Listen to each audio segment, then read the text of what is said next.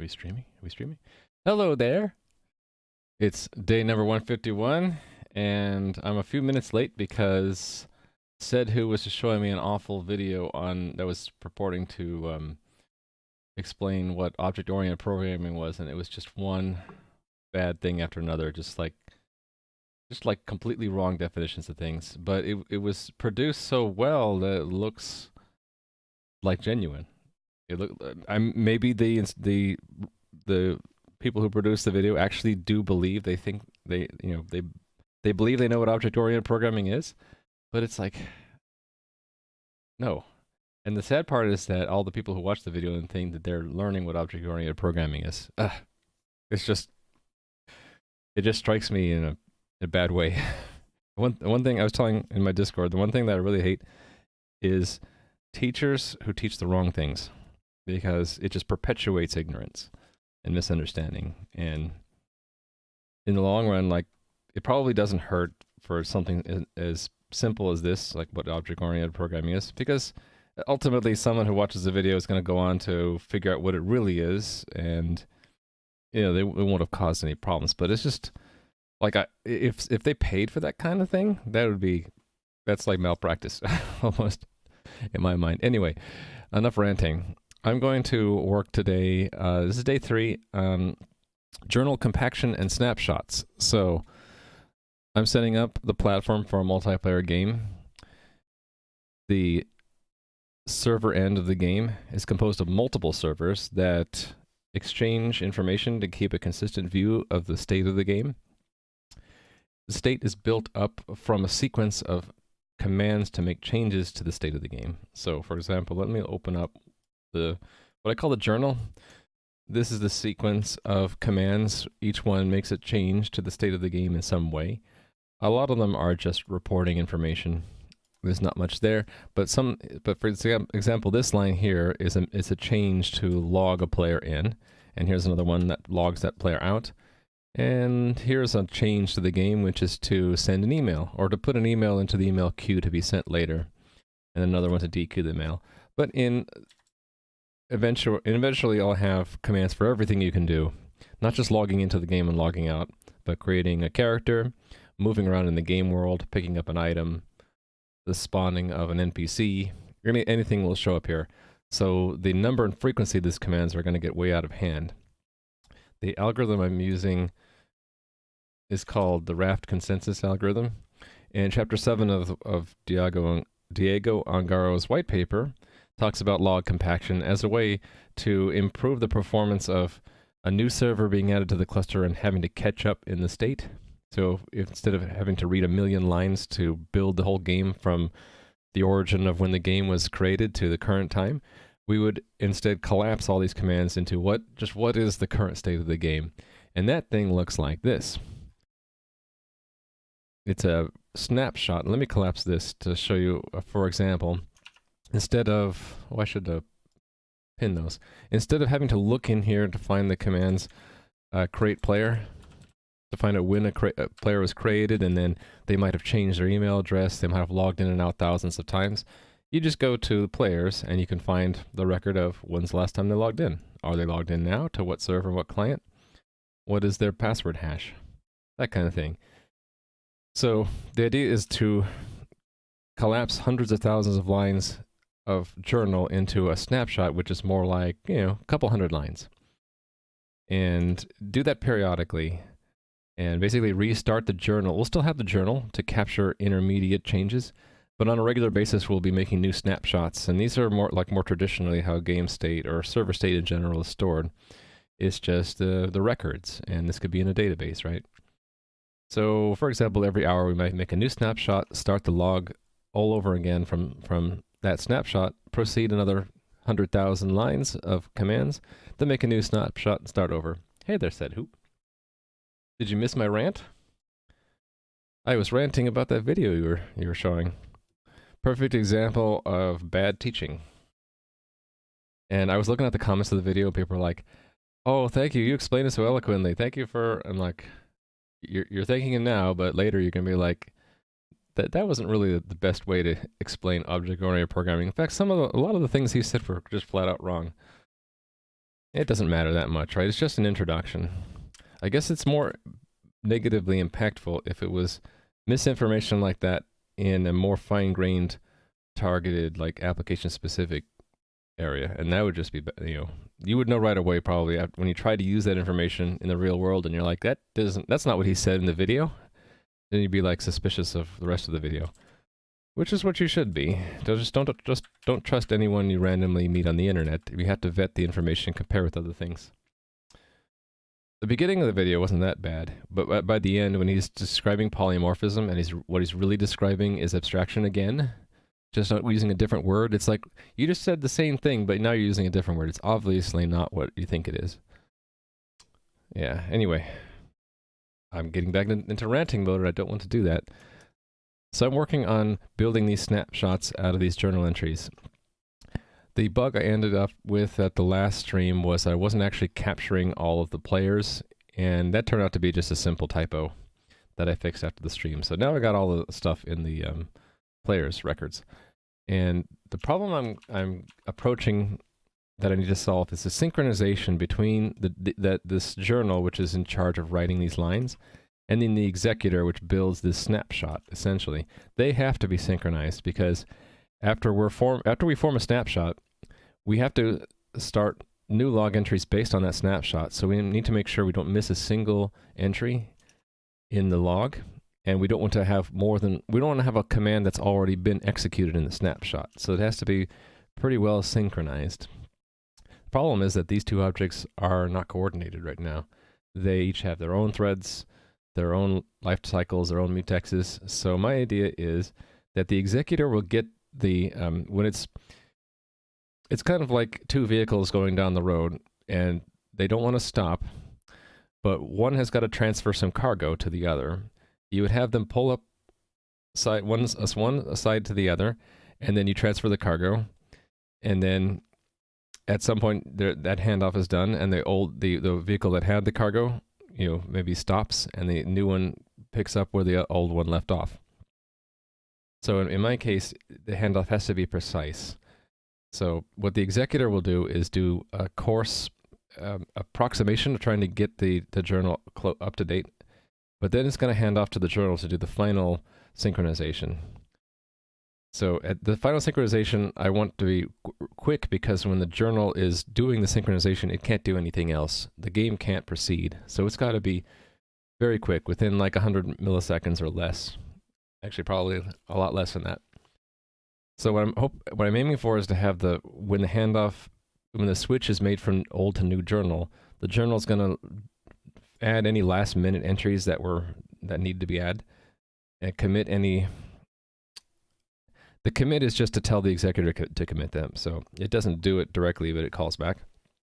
Once this is done, it's going to actually swap its state with the new journal, so that's like the handoff from one vehicle to another, so to speak. And we rename the files so that every time you look at the disk, it'll be no matter what step you are in the process, it'll be very clear which snapshot and which journal are the latest and which ones are old and which ones are new that haven't taken over as the main snapshot on journal yet. That's the idea. Hey there, Play Poker Badly. By the way, I should explain why I'm streaming now instead of 3 hours ago. I had a nail in my tire. I was almost going to get a flat tire, so I took it into a place. They said, well, we'll fix it, but it's going to take a couple hours. I'm like, oh, well, I don't want to stop my stream in the middle. So I just decided to delay the stream. Also, because I didn't have a car, it was kind of hard to get back and stream, so... But yeah, it's all fixed now, so I'm back. Writing code leads to spaghetti code. Are we talking about that video? He says that you should use object-oriented programming because functional programming leads to spaghetti code. And like, that was the first thing playing with, said who spotted, I guess, right? And I watched it too, and I'm like, what is this leap from saying functional programming leads to spaghetti code? Like, no. Spaghetti code is just poorly designed code. You can still have spaghetti code in object-oriented programming. I've done it myself many times. Well, I don't think I'm mighty, but over time you make your own mistakes, right? Like, I've made spaghetti code. I've made functional spaghetti code. I made object-oriented spaghetti code. They're different dimensions. They're orthogonal, right? So when he just linked them together, I'm like, what? It sounded like he was just trying to make a lame argument for why you should do object-oriented programming. It's like, no, you do object-oriented programming because you want to couple data and logic. That's the only reason to do it. That's the whole definition of what object-oriented programming is. It's taking data and taking functions and gluing them together. That's what it does. Now, when you glue them together, as a benefit of that, you can do things like abstraction, encapsulation, polymorphism, sure, but fundamentally, object-oriented programming is just gluing together code and data. That's it. And nothing to do with spaghetti code or whether or not you can write it better. Like maybe unless indirectly he's saying it's easier to accidentally write spaghetti code when it's not object-oriented, but it sounds like maybe his own personal problem. Oh, you saw the comment? Yeah, we're ranting about the YouTube video said who posted. Yeah, all the okay, he didn't explain polymorphism. What polymorphism means is you can use one object in place of another, right? It's the what do they call it? Ducking or something like that. I don't have the right word probably, but that's what it means. I mean, he actually spelled out what polymorphism means. It's like many change, right? Duck typing, yeah. That's what it means. It has nothing to do with abstraction. It's just what it says. It's treating one object like another. That's it.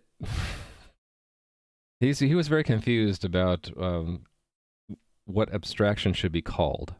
I think he called it polymorphism, and he also called it encapsulation. And I'm like, no, and that's not abstraction. I thought, ooh, what face? Times 9,000. Okay, anyway, back to work. Because I can totally like rant for hours on this kind of thing. So the goal for today is to get a synchronization coordination technique between executor and journal so that there's a handoff and then we swap files. And then I'll probably only get that far, if any. But if I have extra time, or maybe next week, I need to update the raft to work with snapshots. So that is the core of that is if you have a follower and a leader in the cluster, and the follower says, well, I don't have the entries you have, please send them to me. And the leader says, well, I don't have them anymore, they're in this snapshot over here. The leader's got to have a mechanism to send the snapshot to the follower instead of the commands. So the leader can say, okay, I'll blow away whatever snapshot I have, I'll use this new one, now send me the log entries past that point, and the follower would say, sure, I have those, here they are. So that whole mechanism I need to do. That's described in the Raft white paper. I think they call it, what do they call it, catch-up or something like that, or maybe just part of the description of what snapshots are. And then I have a miscellaneous thing. I didn't want to forget to do this. The mail queue right now is always going to show up as empty right here. And that's why we see 0, because the executor is supposed to fill this data, but doesn't because I did a shortcut. I just had the executor say, sure, it's done. And then the coordinator says, okay, now that you say it's done, I'll do it. And that was sort of a design mistake that I made that I need to fix. Yeah, there was a time, I don't know if this is still the case, there was a time where object-oriented programming was the big fad, and just everyone said you had to do it. That's the only way to write good code. And sure, there are good reasons to do it, but you have to keep everything in balance. That was another thing about the video. He only talked about the positive things of object-oriented programming. He did not talk about any of the negatives. One negative that shows up right away is when he says, well, here's how you do it without object-oriented programming. It's this much code. And look, here's a better way to do it with this much code. And I'm like, shouldn't you say something about the fact that to do it in object-oriented programming, you had to write it like twice as many lines of code? That's a cost, a negative, and he didn't mention that. And yeah, sad. There are positive things in object-oriented programming, but there are negative things, and you have to weigh them in the balance. And it depends on how where you are trying to use it. Does it solve more problems than it creates, right? Everything is like that. There's no one best way to program everywhere. There are pluses and minuses. You have to know them, and you have to weigh them. Does anyone know any open source mind mapping software? That sounds intriguing, but I'm sorry, I do not. Object-subject distinction. Is that you're saying it's like a side effect of encapsulation? Is you no longer know as much information on the outside, so it's harder to use. So object and subject become difficult to distinguish. Or are you talking about that there's too much bias towards the object and away from the subject? Yeah. So yeah, the negatives need to be mentioned. In a good tutorial video about object-oriented programming, what you would expect to see are a list of pros, a list of cons, suggestions for where it should be used, suggestions where it should not be used. Yeah. It's like saying, hey, look at this screwdriver. It's the best tool ever. You can use it for everything. And then you're like, well, what about hammering nails in? Should I just use a screwdriver for that because it's the best tool? It's like, no. You have hammer and nail, use a hammer, not a screwdriver. I actually mentioned that because that was an issue with in my son's school. Someone had I don't know what they teach people these days, but they were building something, and my son found out that instead of screwing in the screw, someone had taken a hammer and hammered the screw in, and that's why the thing they were building broke.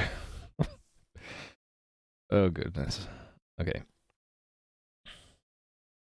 Why orient the subject, the syntax towards the object? I'm not exactly sure I understand the context, Sedhu, but I think it's just in object-oriented programming, it's just a convention that people, you know how conventions work. A lot of it originates in arbitrary decisions. Someone at some point said, let's put the object first and put the subject second. And then everyone followed that because it's just arbitrary, right? Pick one or the other. Yeah, it could be subject, something, object. Or it could be something, object, subject, subject, object. Maybe just tag them. Here's the subject, here's the object, here's the thing to do, and do it. And just not even have an order. All right. Okay. I guess I'm doing this first. This is important. The journal needs to know about the snapshot that it's based off of, because the indices used in the journal will no longer be serial numbers that correspond to the line numbers, but they'll be offsets from a snapshot. So if like this journal is based off of a snapshot with 100, where 100 commands went into building it, this wouldn't be 1, this would be 101. So I think what we need to do is, when we make a journal, we need to construct it with the snapshot. And that snapshot will include the information about the last index and term. I guess, yeah, those are required by Raft, right? So how am I going to do this? Let me get oriented here. I'm like, not sure where I am in my own code.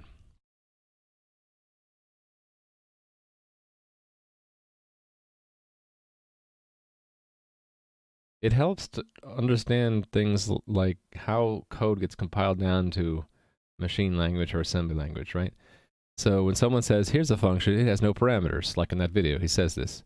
I'm like, well, when you would compile that, there actually is a parameter. There's some value in a register that function needs, and that's the this pointer, or the this reference, or whatever you want to call it, right? That is fundamentally a parameter. It's self-evident, too, because you have to say this dot that, or something dot that function. It's just the syntactic sugar makes it look like it's not a parameter, but it really is. So the argument falls apart when you study how does the code get compiled and what do you actually have on the machine language level, right? If a function is pure code, the code needs to know the object you're going to work on. That's a parameter. Sorry, I'm ranting again. I shouldn't do that. Okay, test for the journal, right?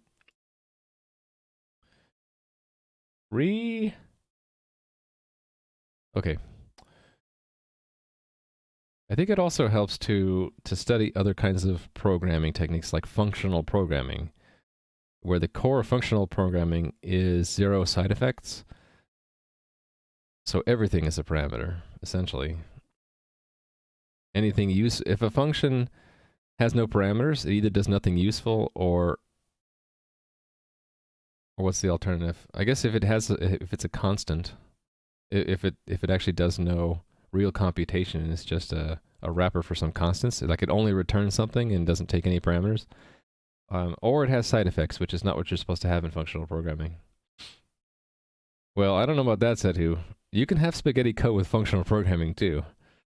If you have functions that just are literally like organized like spaghetti.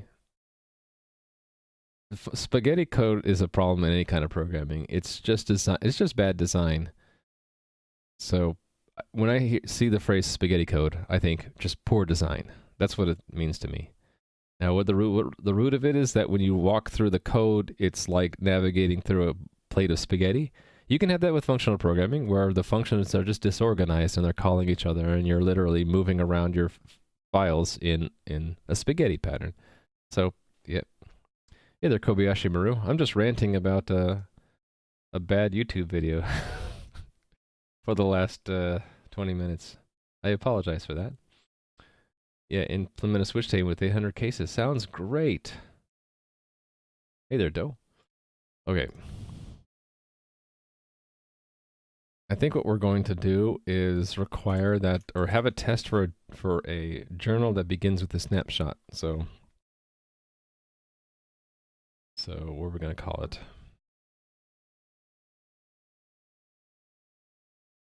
Commands based on snapshot.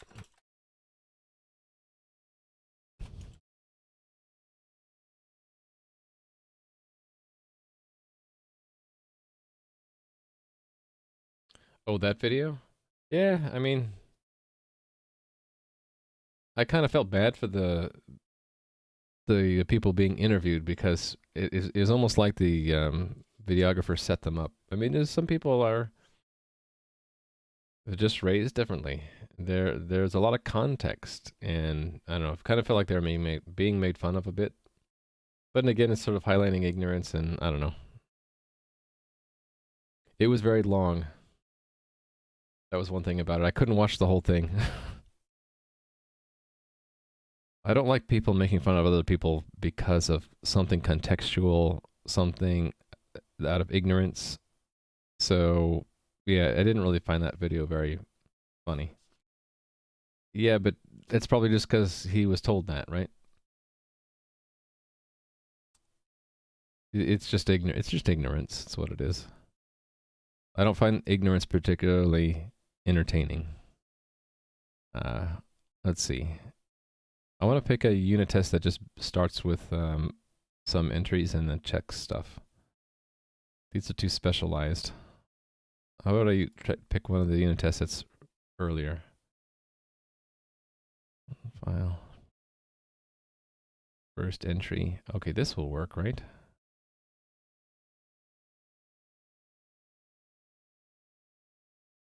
Because this does an indexing. Oh no, it doesn't.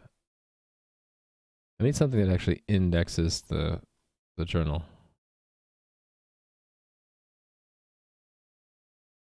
How about read back one entry just written? That I like that one. Okay. So the idea is we'll have append an example entry, and we'll read it back from an index that's not 1, but something like 101. And we'll expect to get it back. And this is because we'll give it a snapshot that says something about what the last index represented in the snapshot was.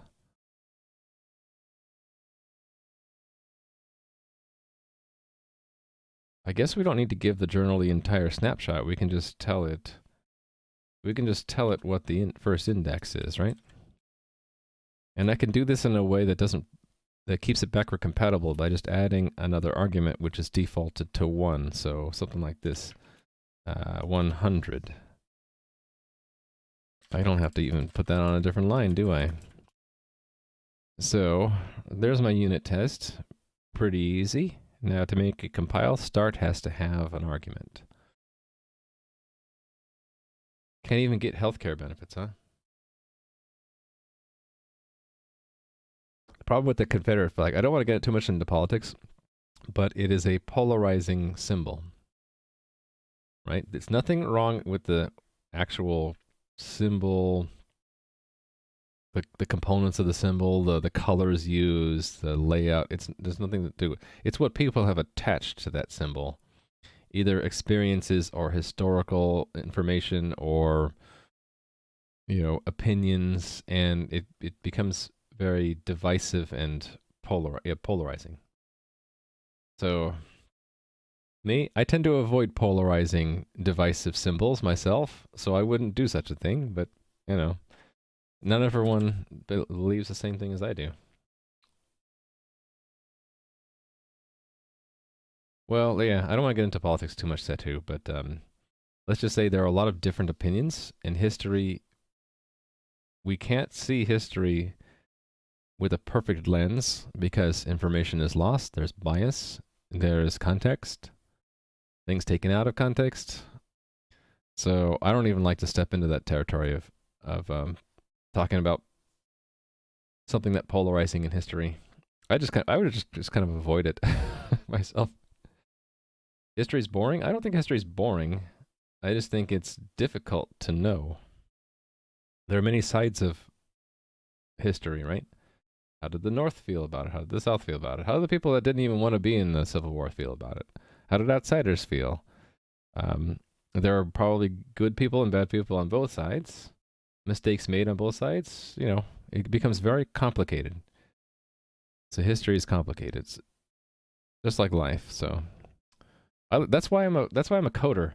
Coding is actually not as complicated as history. When you tell the computer to do something, it's going to do exactly that most of the time, unless you have some kind of random input, and usually that's on purpose. This is why I'm a coder, not a historian. All right. Start is defined in journal. Actually, is it an iJournal?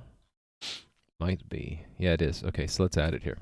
I'm going to add it in a way that's backwards compatible. So we'll say size t for last index, and that'll be 0 by default. Last index. If non-zero, this journal is based on a snapshot assembled from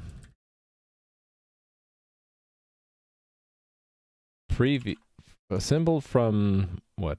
History? Should I use that H word here? Historical? No, I won't use it. Based on a snapshot assembled from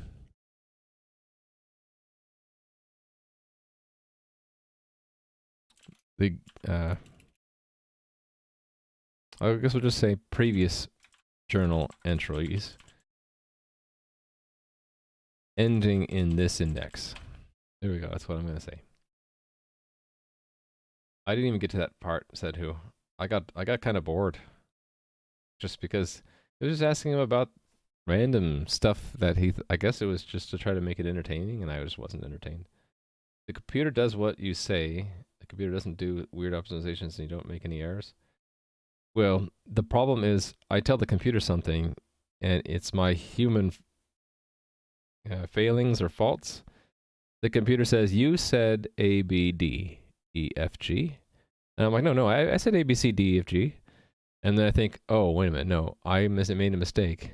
The computer is very literal. It will do exactly what you say, and most of the time we're telling the computer to do something slightly incorrectly. That's what a bug is usually something that humans did. All right. Let's go to start and add it. Come on, control click should get me there. It didn't, it's not getting me there. Oh, because it's virtual. Shoot. So really I want to search for all starts in my code. There are only one here. Good, this is the one I want. So we don't repeat the default here.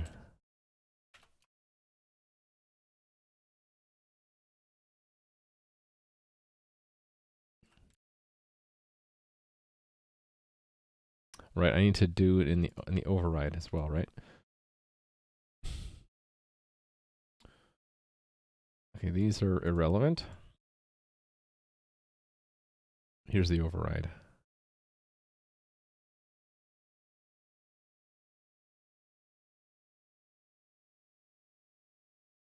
Oh, why are there equal 0? Why do that? The benefit of that is, let me think about this. This is basically setting a requirement that any subclass of iJournal has to override this. It's basically saying that the interface doesn't specify any default behavior, that the behavior is completely independent of the interface.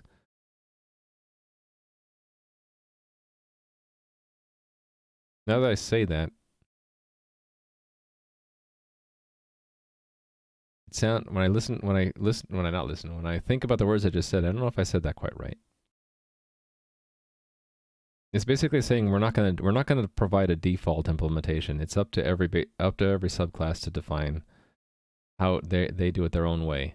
So when you see them all together, everything is pure virtual. It's just basically saying that this is a interface specification only. There's no defaults.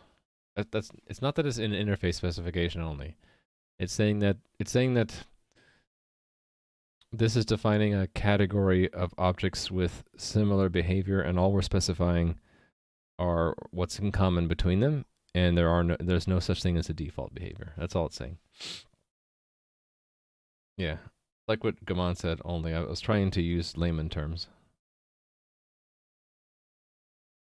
These are not pointers. It's just saying that every journal which inherits from iJournal has to provide a body for start.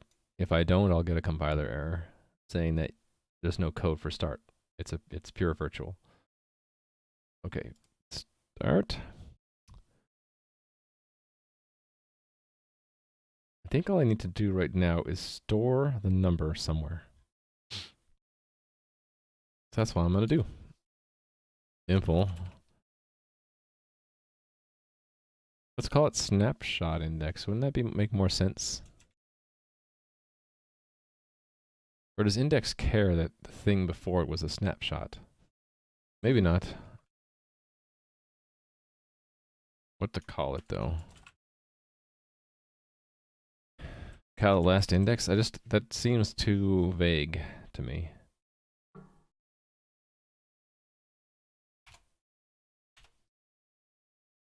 I have too many things called last index. I have 50 things called last index. That's not a good name.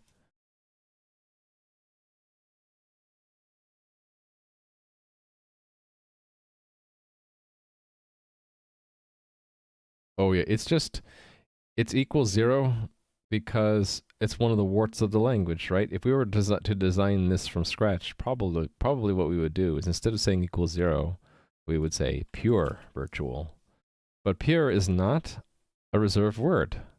And it's really difficult to add reserved words to a language you published 20 years ago. So they're like, okay, we need to have some way to mark this up. What are we going to do? And someone said, hey, equals is a symbol that doesn't really mean anything in this context yet. What if we give it meaning? And then, okay, well, just having equals what? And someone's like, well, if we want to say that there's no body for this, how about 0? Because 0 means nothing. And they're like, sounds good to us.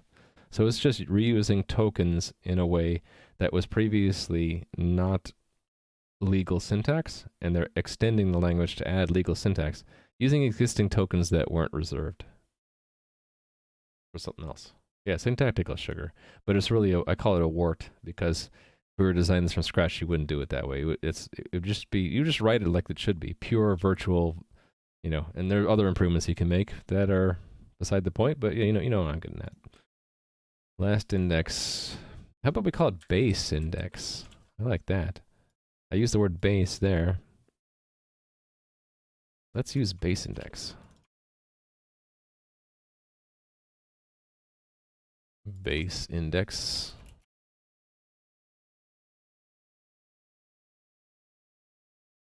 Then here as well. Okay.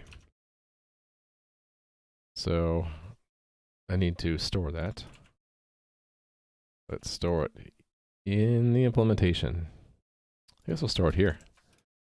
Initialize it like we should for all built-in primitive types. If non-zero.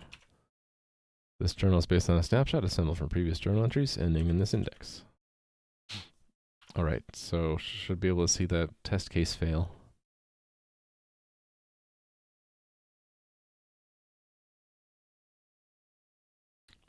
Well, you would just use a word abstract instead of pure virtual.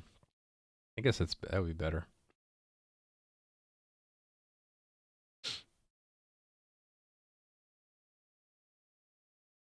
Oh, I missed something in a mock journal. Something was mocking the journal, and I didn't update that. Yeah, here we go. In the test for the executor.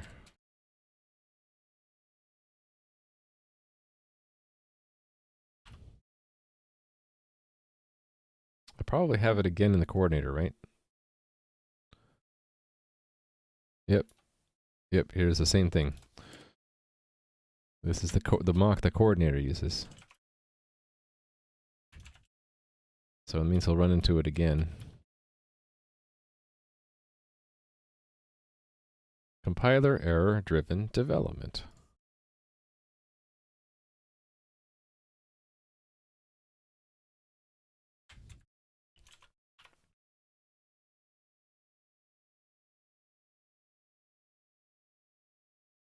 That's true. Pure does have that meaning in a lot of places, right?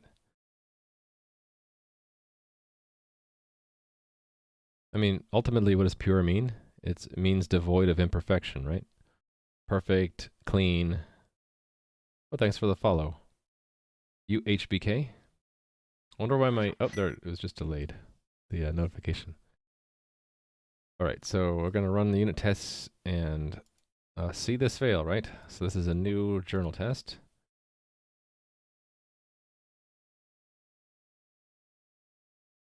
Right, so it's returning the wrong entry when we index it.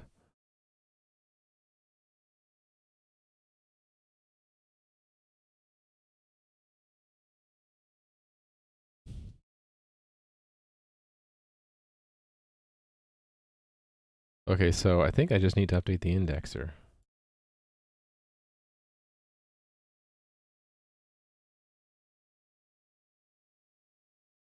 There is the indexer.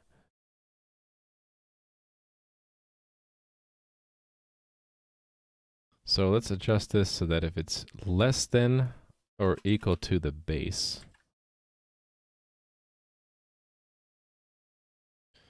or greater than the base plus that size, right? Actually, wouldn't it be easier to subtract? No. I don't want to underflow. That's better. Add to both sides.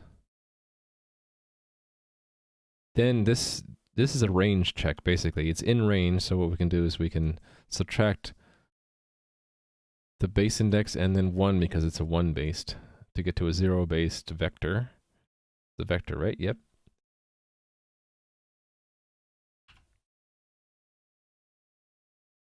And that should make the test pass.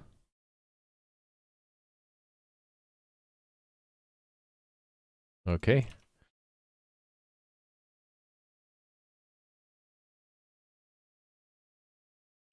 Now, what other things might have to change? Rollback. Anything given an index, basically. So I need to have a rollback test with the snapshot. Let's call this an append. Or really, it's append. It's index, right? Index. Append and index. Based on snapshots, so I'll have a rollback.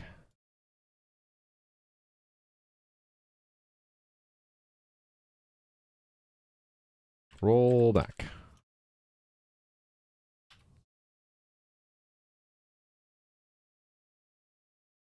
So append all 3 entries. Then make a new journal. Wonder why I did that. It's like starting over again. I didn't need to do that. I don't need to do all that. I can just test. I can take this but simplify it a little bit.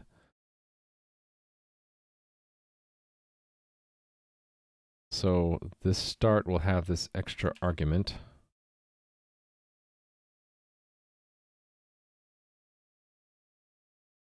We don't need to restart. And we're going to roll back. Okay, actually I want to have two tests. Roll back based on snapshot to entry we have. And then one for one we do not have. So if I roll back to 101, so this will be 101. Actually, let's do 102. This is 101, 102, 103. So rolling back to 102 should mean we end in those two entries. Hey there, Tim. How's it going? How are you doing this fine day? I started late because I had a nail in my tire. I got my exercise in by biking back from the tire repair and then biking to it again when my car was ready to be picked up. So delayed my stream though. All right, so yeah, today I'm working on updating the journal object in my game to work where the journals can be based off of game snapshots. So this is saying start a new journal. The journal is based off of 100 entries that have already been collapsed into a snapshot. So instead of this being entries 1, 2, and 3, it'll be entries 101, 102, 103. And we're testing that the rollback will work. So I think I want get size to still mean the number of entries we have based off of the snapshot. So it'll still be 2. Did I get that right? Roll. Yeah, if we roll back to 2 when we're not based off of a snapshot, we have 2 entries. And when we do have a snapshot with 100 entries in it, when we roll back to 102, we'll have 2. And then those... Here I have to add 100.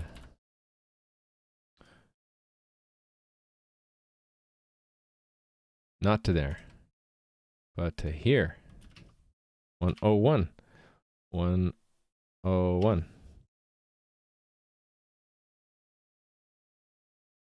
Okay, this is again starting over. Do I need that? I think that's redundant. And then I wanted to have one where roll back to an entry we do not have. So here let's roll back to 99. What should I get? I should get 0. It'll roll back as far as it can. I think that's what my previous test did. Oh, there I just spelled rollback differently. Far beyond end. Just past the end. Exactly at the end. So I couldn't test before the beginning because before it was an unsigned and the furthest you could roll back was 0. So this will do what I want, right? Yeah, I got something good. I'm sure my legs are gonna be sore tomorrow though. About time to change the tire. Well, they just patched it. One cool thing is that we get our tires from Costco. So if you don't mind waiting a couple hours or coming back after 2 hours, they'll patch it for free. As long as you buy it from them, I think. Cache invalidation, naming things, and off by 1 errors. Of course. Cache invalidation is haunting you, Joe Mega? I thought you were working on something that didn't have much to do with cache. Yeah, man, those off by 1 errors. Just add 1, forehead. Okay, these tests are ready. Let's run them and see it fail spectacularly.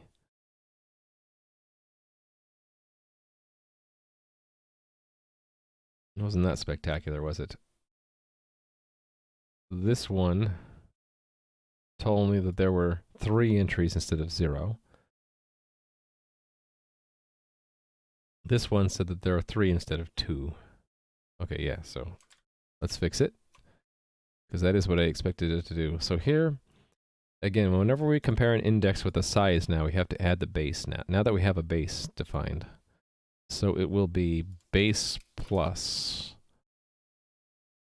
first entry to discard. Okay, there's a special case where we drop everything, right? So in that case, we should have a check, right? So in addition to checking overflow, we need to check underflow. So if index is less than the base. So the first entry to discard will be the index minus the index minus the base. So this does the range check for us. If it's equal to the base, those will be equal, so it'll start at 0, which makes sense to me. Yep. Let's see if that works. I used to run into a lot of nails when I was younger. It's been a while since I've run into them, but the funny thing is I was there asking to get the tire removed. I mean the nail removed, and like the person before me and the person after me also had nails in their tires. And I'm like, did someone dump a box of nails? But more likely it's probably just people are careless at construction sites and they just like, yeah, nail here and there falls out of the truck, who cares? Hey there, Fletcher. How's it going? I love that Clippy, by the way. I'm just working and chatting. I'm working on some internal stuff in the state management for the server. So if you haven't seen it before, the state of my game server is going to look like this. It's a sequence of commands to make changes to the game. And recently, the last couple of days, I've added the snapshotting. So if that is reduced to a snapshot, it looks more like this, where you have the players in the game and all the latest information about them, and then the tickets assigned in the game, and the other things like where each like when I have characters and items, it'll be like who is holding what and who's standing where, all that good stuff.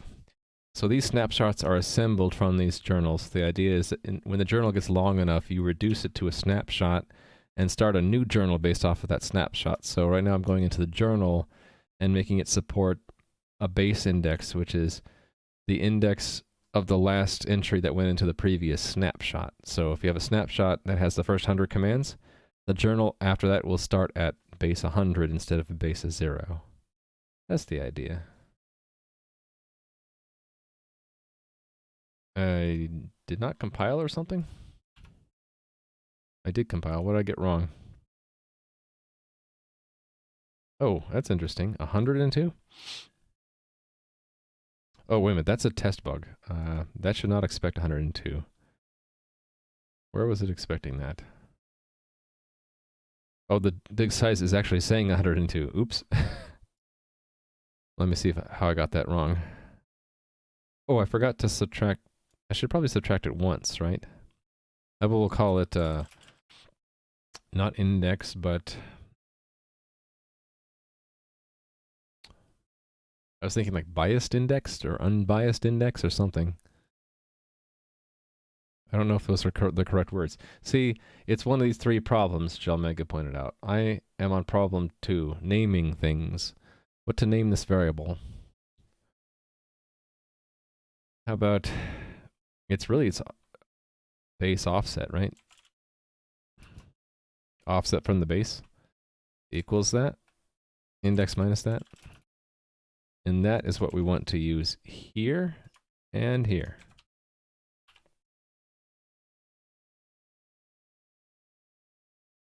Let's run those again. Too bad they haven't fixed that bug yet, where it wipes out the previous test run whenever I compile. Okay, so this is still not working. This is one where we have 3 entries based off of 100. So the indices are 1 based. And that's just a raft consensus algorithm thing we have to live with. So this will be entries 101, 102, 103.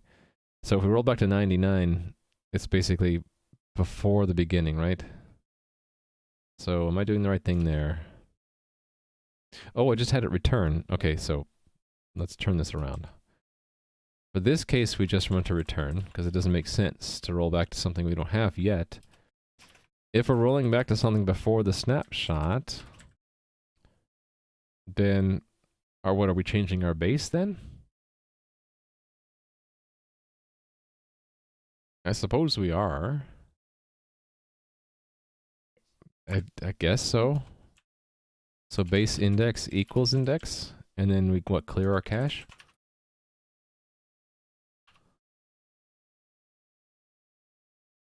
Yeah. Okay, let's just do that. I don't know if that's the right thing, but it should make the test pass. How did the refactor go in the end? Which refactor are we talking about? I do refactoring like periodically, so I'm not sure which one you meant. Like the most recent refactoring was this. Right, this went pretty well.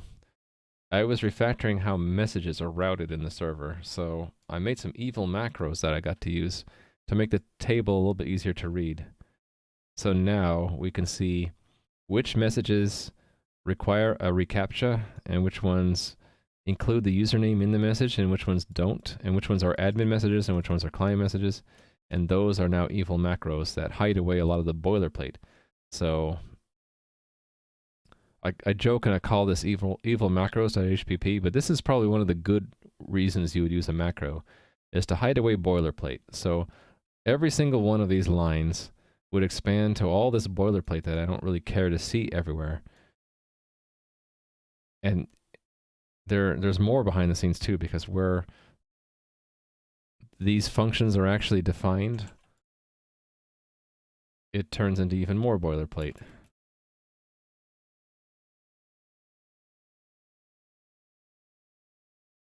So there was more boilerplate in here. When you declare those functions, it looked like that. And for CAPTCHA, it was even more, it was quite a bit. So all this boilerplate gets reduced to one line that's more descriptive. It's a client message with a reCAPTCHA check. And it just happens to need all of these steps, right? And that was the other part of the refactoring I did. I took all the common things from all these command handlers and stripped it out. So if you look at change profile check, for example, the check part of it just sees if you can do the command or not. And then the boilerplate does this, like forwarding the message to the leader if it needs to be done, and handling it, receiving it from the follower, all that stuff that's common for all messages. And when it finally comes down to, we do want to do the command, then we do the make command for, function for this. And that's all it does. All it does is it makes the command. It doesn't put it to the log. It doesn't forward, doesn't do any of that stuff because the boilerplate takes care of that. And I stashed all that boilerplate stuff that goes along with the macros in a template, which produces functions. Or maybe it's not a template. It was just a function that makes other functions. And there are 3 of them. So there's admin, there's client, and then there's one for with reCAPTCHA. So I haven't refactored the template, these boilerplate things yet, but essentially what it does is it packages up the boilerplate as functions, and then wraps the functions together to make a handler, and then it registers the handler. So yeah, these are all boilerplate that are just registered. And the things that are different for each thing are passed in as the pre-check and the command factory function.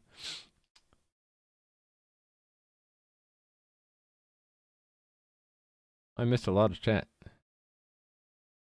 Can almost convert your bindings to, or your Gelmeg is working on his custom language to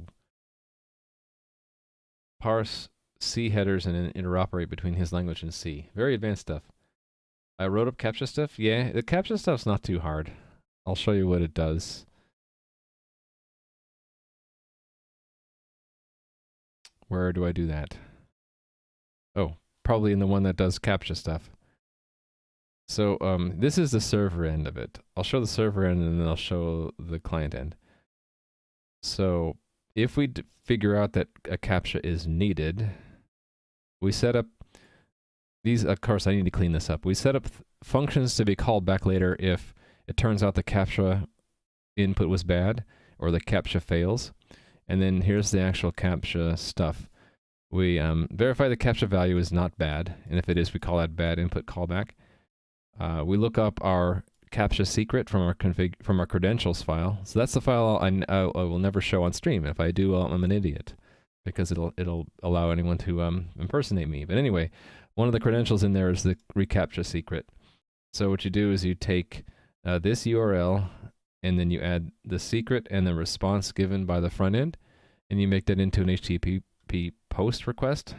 So you post it, and then what you get back is going to be a JSON, and it'll either have success or error codes in it, and that's how you know if it succeeded or failed.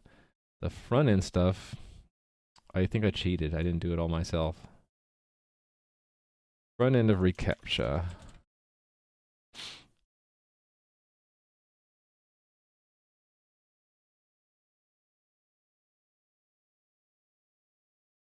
I used this reCAPTCHA where I plug in my site key, and this prop on change tells me that, gives me the CAPTCHA response. So it handles it end to end on the front end side, so to speak, end to end. From beginning to end of the talking to Google and verifying the CAPTCHA, so that when it's all done, this gets called, and then I just stash that value and include it in the message to the back end. So this thing came from React Google reCAPTCHA. So that's how I cheated. I used someone else's component because I didn't want to write it myself. Yeah, the server does a post. That's part of the protocol with Google. I'm not sure why they wanted me to do a post. I already lost my place. Let's see if I can go back and find it again. Back. Many backs. Okay, here it was.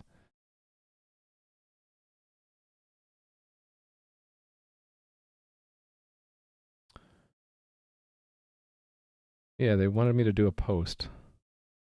A post with, of course, when you do a post, the body is the XML. I mean the XMMM XWWW form URL encoded. I guess if I was in Australia, that would be MMM, wouldn't it? And you put the,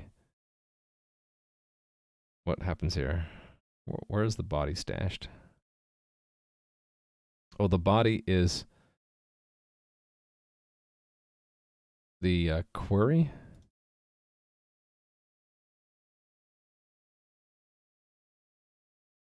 Right, it's the query portion of the URL of the target. So, right, I stashed the secret and response as a query in the URI, and then I immediately pull it back out. That's just a trick I did, so that I could put it into the target URI. Or maybe that's just how posts are done. I can't remember. Yeah, the Jalmega is writing his own language. Which is unwatchably bad? Oh, I can explain it again. Real quick, Tim. The front end I cheated and used... Oh, I didn't pin it again. Okay, I want to pin it this time. Pin that file, please. I cheated and I used React Google reCAPTCHA. And so it's just literally 4 lines of code. A search from the bottom up probably would help. Yeah, it's just this. You just make one of these elements in your React app, and you give it a function as a prop, and it calls you back and gives you the value. You take that value and give it to your backend, and the backend just oh shoot. Why am I having trouble navigating my own code? The backend just does a post request to Google's site verify, reCAPTCHA API site verify, and you just put your secret from your credentials file, and you take this is that value that you get from the reCAPTCHA. This value, that value, you have to send to your own backend, and put it into the post query, and then it tells you in the response success or error codes for the body of the response. All right.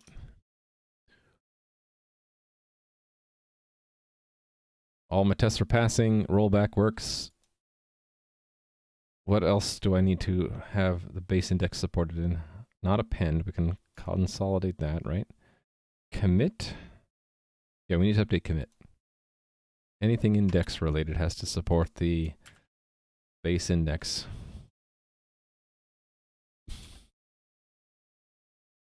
Perhaps secretly the Jalmega is John Blow, and this is...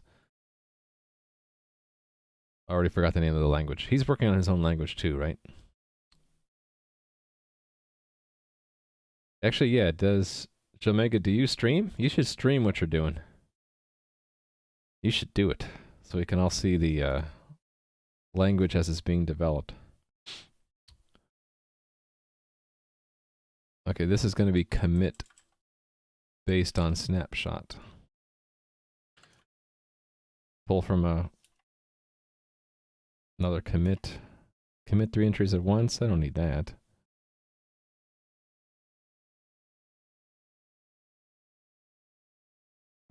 Let's just pick one. Let's just pick this one, because then I can make sure the subscriber gets the correct information as well.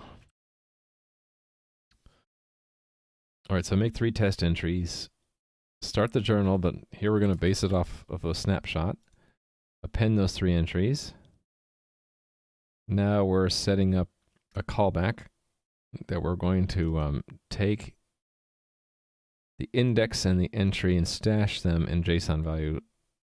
Put that into a vector. Here's where we subscribe, and then I commit 102. I can simplify this a bit, can't I? I don't really need to have 3. I can just take 1 entry. Then I don't need these 3. And I can we're just committing 101, right? So it's just 1 entry. And I don't need to test that. It doesn't matter. This becomes the side effect we're checking, and we're done. What's the squiggly for? What did I do wrong?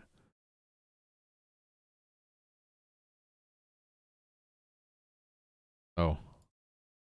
It's just that. How did it get renamed?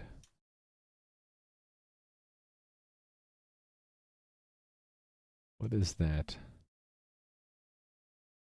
Oh, okay. Yeah, that was the name of... Okay, I got it. Name of the vector. I'm not using a vector there anymore. Okay. There we go. Here's commit based on snapshot. And it broke spectacularly. It gave me one of these range errors. Vector subscript out of range.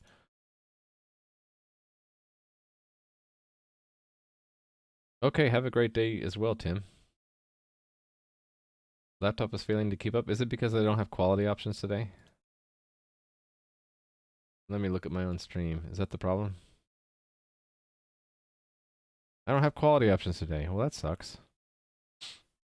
Sorry, guys. You know what I could probably do? I could probably reduce my bitrate a little bit, right? I probably don't need to do 2000 megabit. Or 2 megabit. Adam C. Eunice manages to stream 720p 60 frames per second at like 800 kilobit. Maybe I should try to get my stream down to 800 kilobit.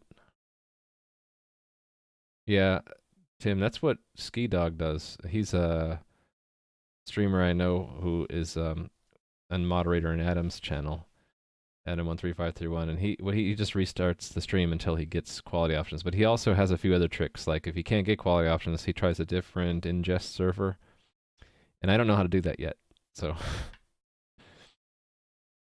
yeah, I'm just too lazy to change the way I do things. But that would be a change to my procedure for when I start streaming. Like, I guess I would put up a special thing, like I have this thing. I have that thing. I could just put that up for the first few minutes and then just stop the stream until I get quality options. You've never had to try a different ingest server? Maybe it doesn't happen that often.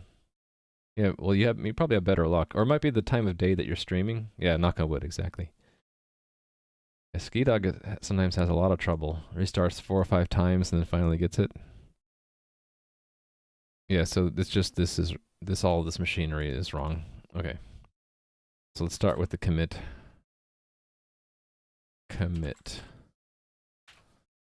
So this index again, this is okay. We'll just always store indices as absolute indices. Okay, see you, Tim. Check out Tim's stream, you guys, if you haven't before. He has his own game engine he wrote in C++. And he's into car... did you say car racing games? Or is there a better word for that? Rocket-propelled, souped-up racing? So check out his stream if you haven't done so yet.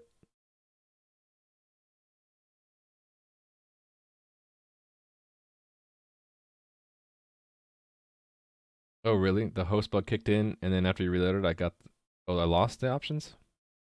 So maybe my quality options got stripped out once. Hmm. Okay, the commit is okay. It's probably in this publish commit events, right? These are both index. Okay. Oh yeah. So here we're taking an absolute index and going into our cache, which is not an absolute index. So it's this conversion here. I need to be careful. This should only be done if the index is valid. I guess we're always trusting it though, because the code before just trusted it. Commit index +1. Yeah, I guess we're just trusting it. So it's just I minus the base. And this is inside, so I just use base index like that, right?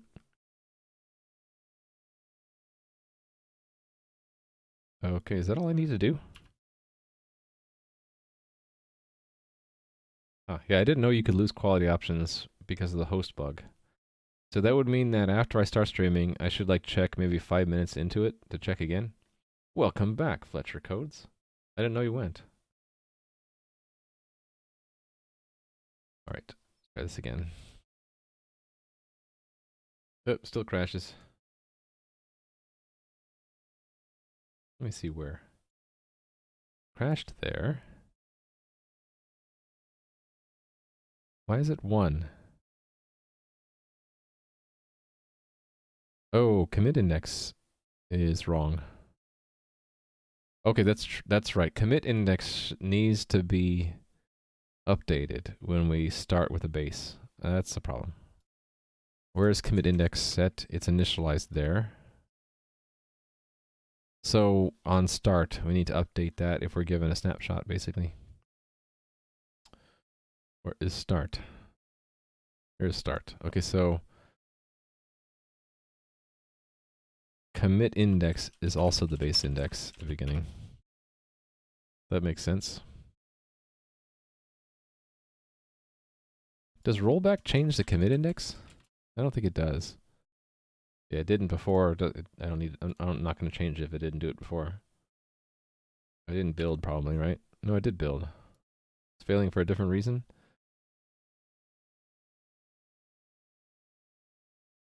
Oh, the expectation is wrong. This should say index 101.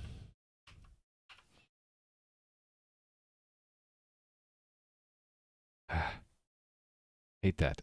It like totally disrupts me. Someone fix that. I'll pay you 20 bucks. Literally. If someone were to go to whichever one plugin is causing this, whether it's Test Explorer UI or Catch 2 and Google Test Explorer, and fix this annoying bug where my test results disappear if I just hit spacebar, backspace build, and then suddenly everything blows away. Someone could fix that. I'd literally pay them 20 bucks. Have I reported the bug? No. I'm lazy. Didn't I say that? I should put that in my notes. We should probably report the bug, which is this. Run unit tests. Touch one source file and rebuild. All the previous test results vanish, and really it's also that the scroll position changes. Scroll position and collapse, expand states change, which is very distracting. I'll have to report that bug at some point. Yeah. I should put that in my notes that I'm lazy. Exactly. I'm trying to improve my laziness, so this improves the chances that I'll actually go back and actually report the bug. All right, journal tests. Okay, it's good. Good. So that's commit. What else do I need to update here? Size, no. Append, no. Oh, wait a minute. I think the callbacks, this one probably needs to be updated, right? Right, because we do that. Okay, so I probably have a test for that. New entry.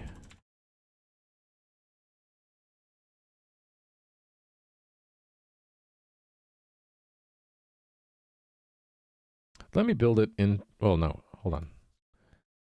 Let me take the new entry subscription here, along with the expectation, this one, and we'll make a new test out of that, but simpler. I'll just take one of the simple ones here, this one. I'll take this and amend it.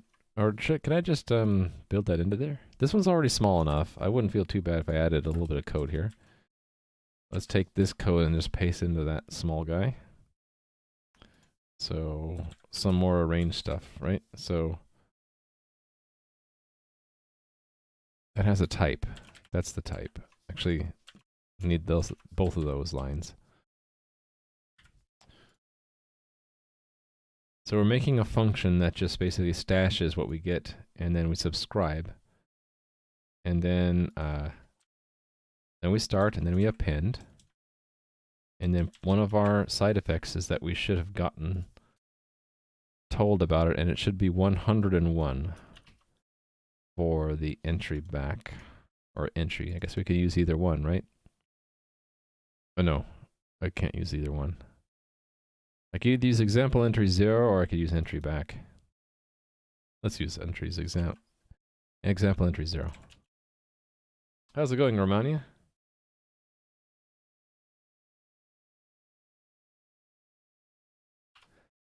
I'm updating the journal component of my game so I can make journals that are based on snapshots. Oh, there was that display bug again. I should write that down. I don't know how to reproduce it. Try to reproduce the test explorer UI bug. Somehow you can get the UI into this state.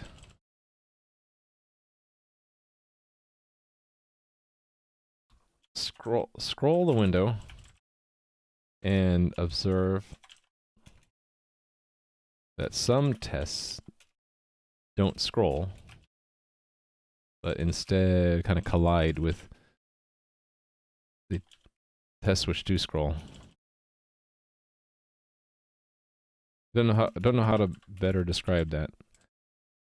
I guess I can go back and record it when that happened. I didn't. Okay, when it happened just now, it was only for a brief moment, but I should maybe write down the time. So this was around 1. I'm gonna guess mark. That happened. Chillin'? It's Friday. For some people, it's Saturday even. Oh yeah, only 90% chance. You know, there's that 10% chance. Is fall through a Go inspired keyword? I don't know. Oh, did you share the link? Proglang.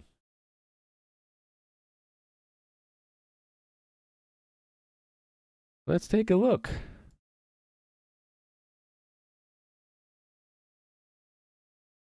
Both features of high and low level languages, huh? We need more readme, Joe Mega. More readme. More. M-O-A-R, more. Where do I look to see? Maybe specification? What if I just wanted to see an example? Do you have any examples? How about in a test? Let's look at your tests first, right? Here we go.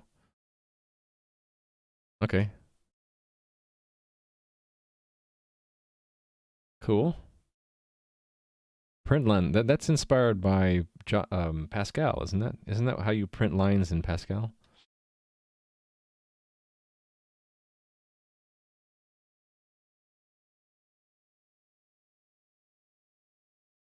Yeah, this is also a Pascal construct. I remember that.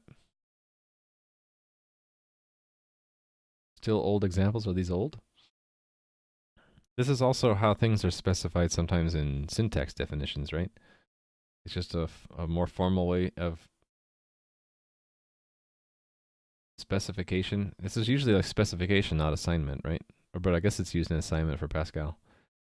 The one thing that confuses me is you have these colons lining up, and I have to visually, they look like they belong together, but really this is not. This is giving a type, and these don't have a type, right?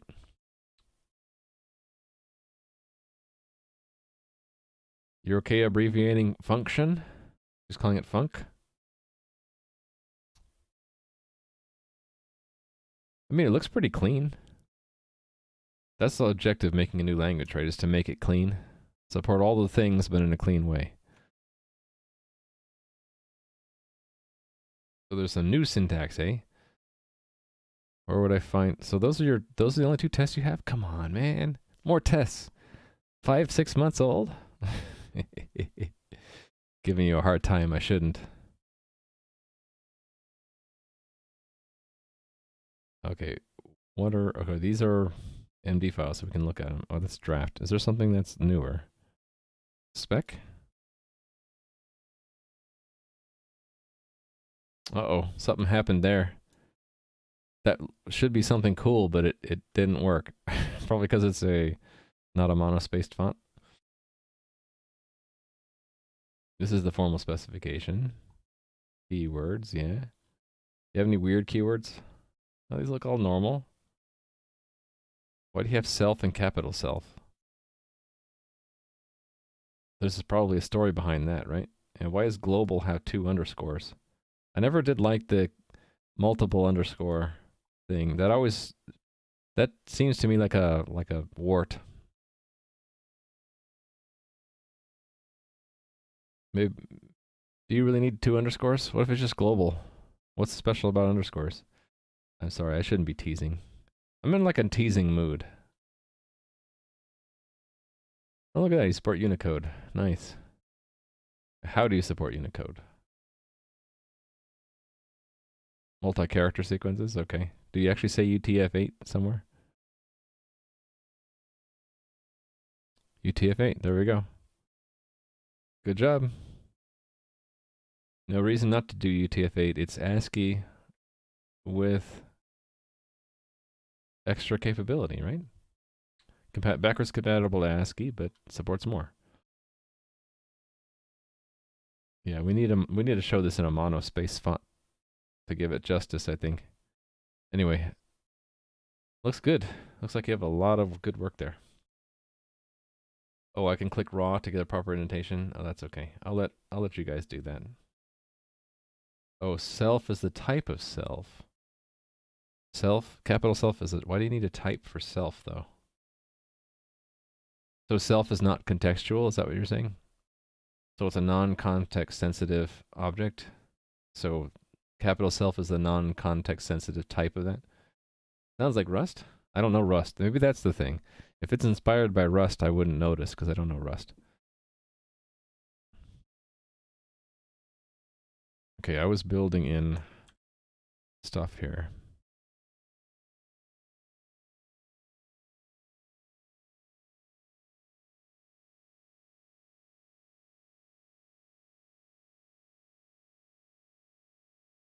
Also, the index was wrong. Oh no, did I complete this and I just didn't? Okay, yeah, I did complete it. I just haven't done the code yet. All right. One of those days. It comes down to this, doesn't it? And this, really. Actually, if I just take that word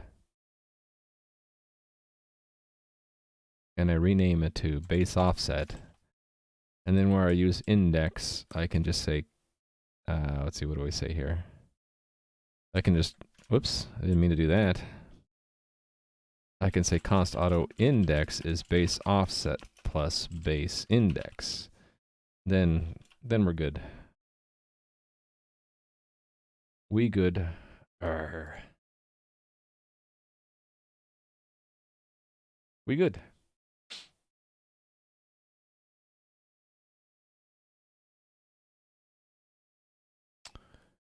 MJ. That's the name of the language? Nice. More code. Uh-oh, my browser is being checked before I can access Ghostbin.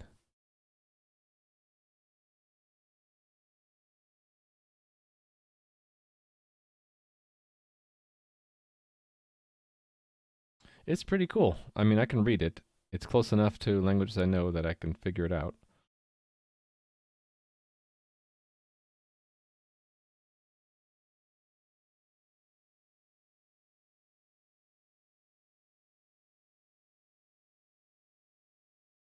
Do you actually need the func keyword? What if you just removed it? Could you from the context know it's a function? And like if you removed func here, this is the things that I think about when I think about like designing languages. Like what can we remove and still make it both readable and correct syntactically? Because this arrow could just be the signal to the compiler that this is a function declaration, right?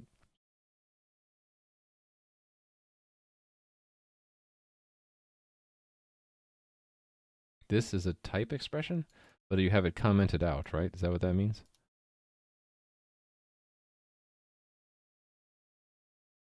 Interesting. Huh, cool. Okay. Commented out, yeah. I'm going to remove these finalizing. I had the idea that I would make the journals into chunks because that the journal would just always keep growing forever. But now with snapshotting, that's not going to happen. So I can actually remove that feature. Maybe that's what I do next. I got to be careful with the data I've already accumulated, though. I think it already did a chunk. Let me look. I guess I can always just start over. But I need to start getting myself into the mindset of like of making changes that don't break backwards compatibility. So if I were to like assume that I've already deployed the game, and this is the deployed game state, and it does indeed have a chunk divider here. I guess what I can do is for backwards compatibility, when I'm reading the journal file, if the first character is a star, I can just discard that whole line, and then it'll be backwards compatible, right?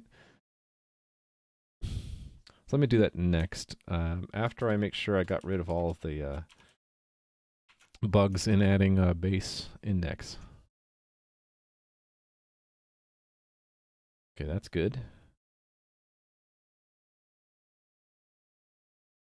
I should probably use index instead of I, right? Because I is used in too many places here. Let's improve that. Let's call it index.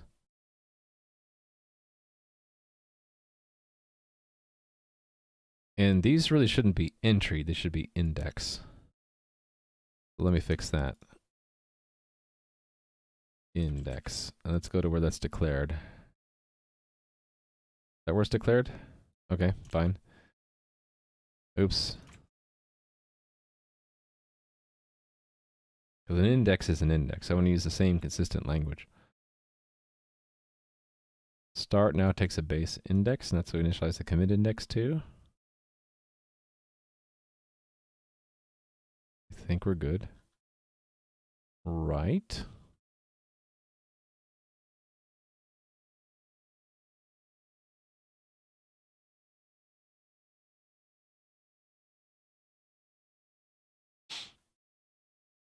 Okay, it looks good. So time to check it in. Uh-oh. I missed something. There, I missed an index. Let's run all the things while I assemble a commit.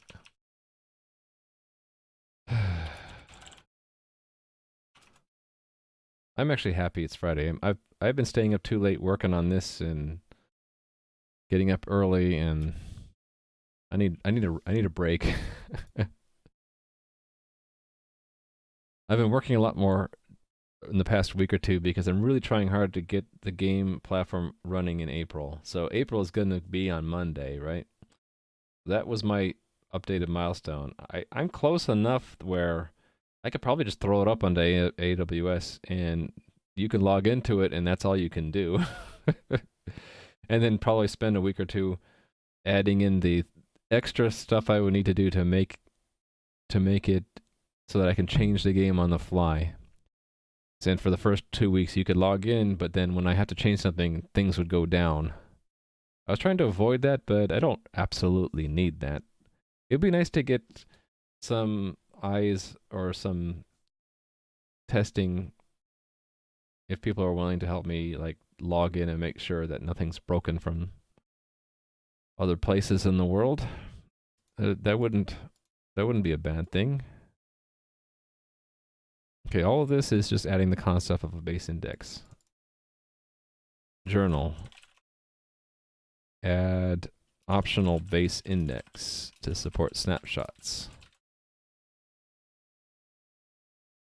And we're going to push that.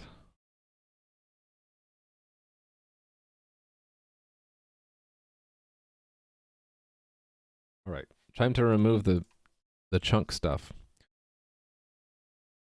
So the tests for chunks, I need to update them. So span 2 journal chunks, how does this work? I think this test just goes away.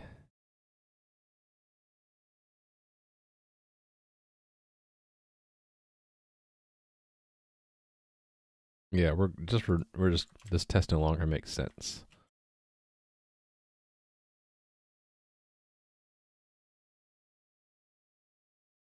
I think we don't, that means because we're not setting a chunk, we don't need to have a max size. That's good. We can remove that requirement.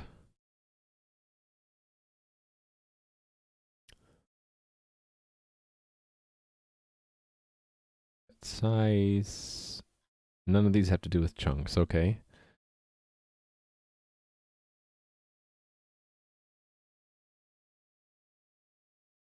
Okay, nothing else had to do with chunk. Okay, this did. Properly initialize last chunk bytes. Wait a minute, how does this work? Make an empty journal, add an entry, start over, read it, append a second entry, roll back one, add a third entry. Then start over again. This is just rewriting the last entry. I don't think this test makes sense the way this is written. This is really just testing rollback. I don't think I need this test.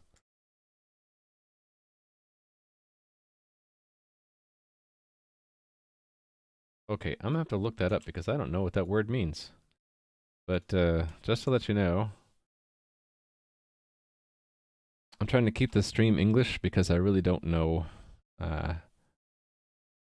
even what language. Oh, I put in translate. You're probably saying hello.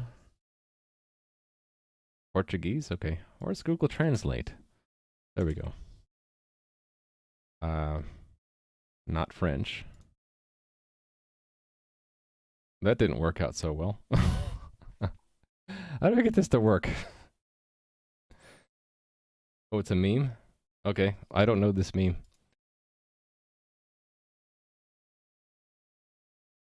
I wish to master memes, so I will look it up later. If that's okay. Zen of Python, there should be one, and preferably only one obvious way to do it. Yeah, I like that principle. I hated it in Perl, where there were like 7 different ways to do any one thing. Although that might not be the obvious at first, unless you're Dutch. It's a Brazilian meme, okay.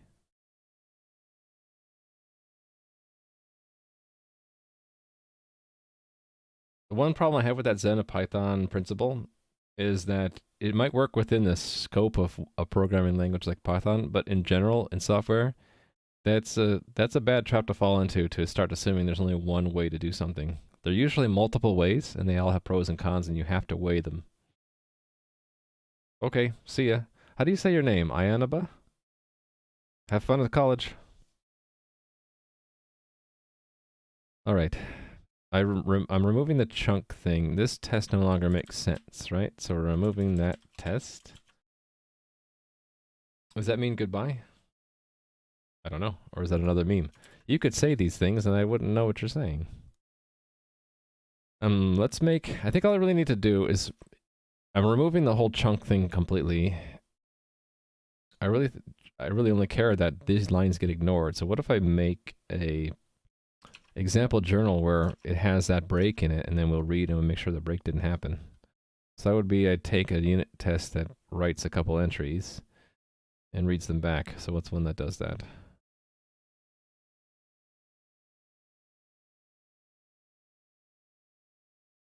One of these, maybe? That writes multiple entries? I can work with this one. Goodbye is ciao? I see. Oh, that's how you say your name. Ayanoba. Okay. Ciao. Right, second entry. Okay, we're repurposing this. This test will be what? Read 2 entries with,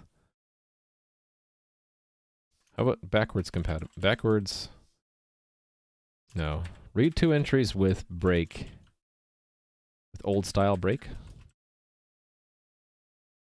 in between. So here I need to actually craft it in advance. So I don't know if I actually have a test that does that.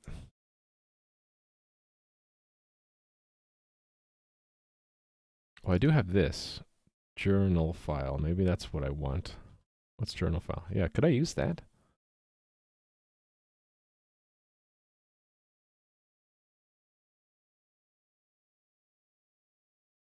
Something like this. Create and write something to it. Yeah, something like that. That'll be the arrange.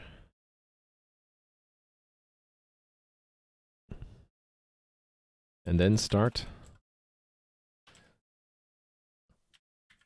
And then assert that we can read the 2 entries.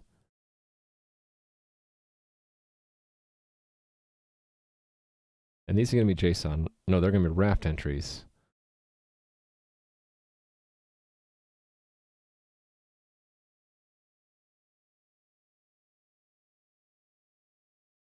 Hold on a sec.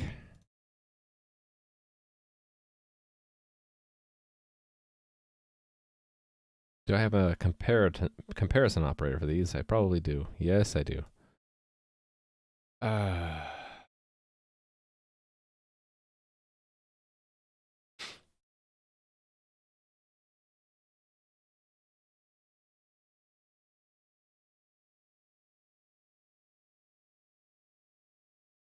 Oh, I know what I can do.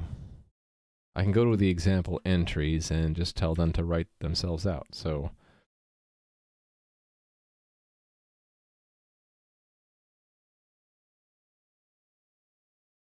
right, we'll make a buffer. First entry encoding.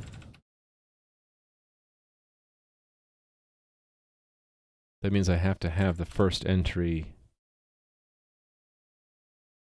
Okay, hold on. Let's call that buffer. And let's not make it const. Let's just say buffer. And we'll say const auto, or really auto encoded entry is example entry 0 arrow, no dot. I thought I had a method in here to do the encoding.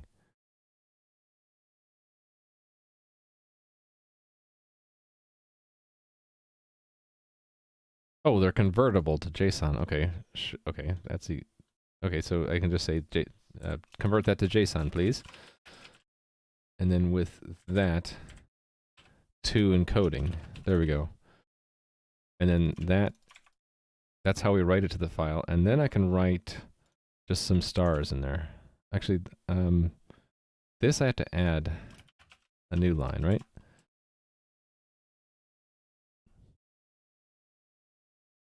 Right, so then buffer dot assign some new stuff to it. So const auto break. Whole bunch of stars. Doesn't matter how many. New line. Break, begin, break. I guess I can't use the word break, right? It's a reserved word. So let's call it something else. Divider. Trying to be consistent there. Okay, I can't use auto here. It needs to be a C++ string so I can use begin end. And then we'll write the second entry. That write needs to be in 3 places. So write the first entry, write a divider, and then make the second entry. And this is just buffer assign. Does it need to be on? No, one line, it won't fit. All right. Okay, so we prepared the file in advance. So we open the journal, and then it should read out the entries, and they should match. So the entries are the example entries. So the first actual entry should be that one, and second is that one. Okay.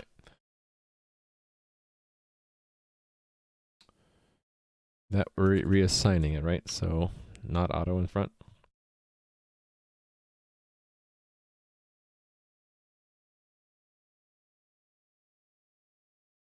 Uh-oh. It lost the sorting of this somehow. But now I got it back. There was another bug.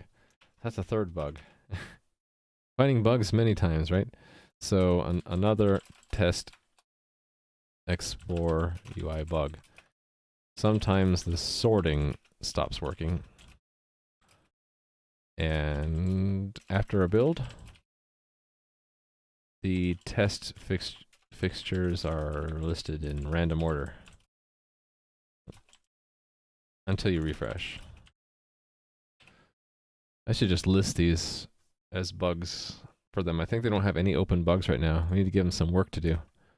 All right, journal or journal tests.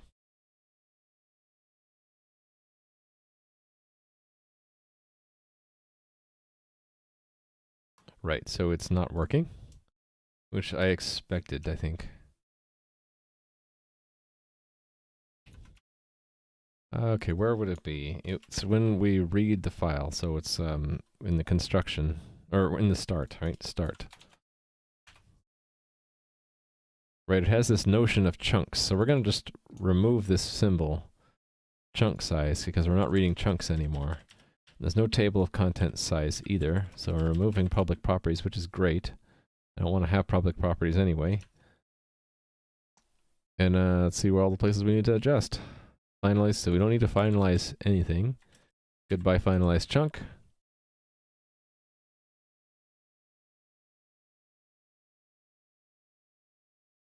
Yeah, we don't really need to read chunks anymore, do we?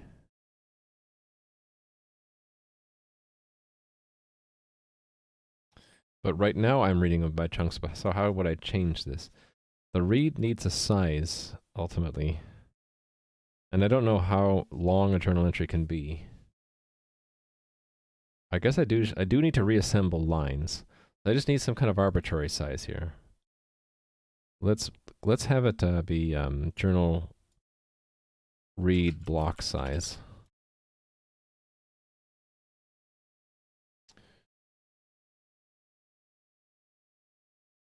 Const expr size t, that equals, could be whatever I want. How about 65536?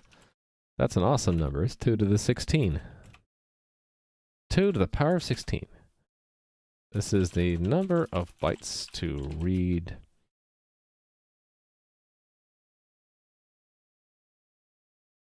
per loop when reading the journal file on startup.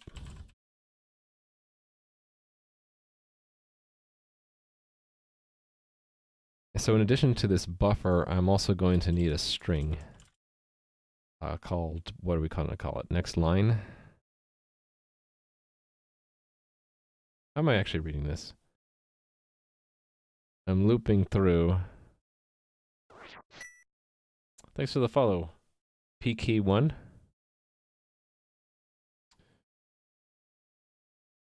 Okay, I'm remembering okay, I can't do this anymore because it might span my read block, so I'm just gonna have it assemble the line.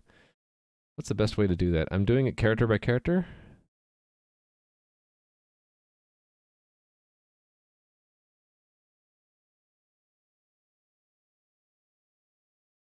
Yeah, we'll just make it. We'll keep the start, but we'll assemble the next line. So read a chunk, and then we're looking through.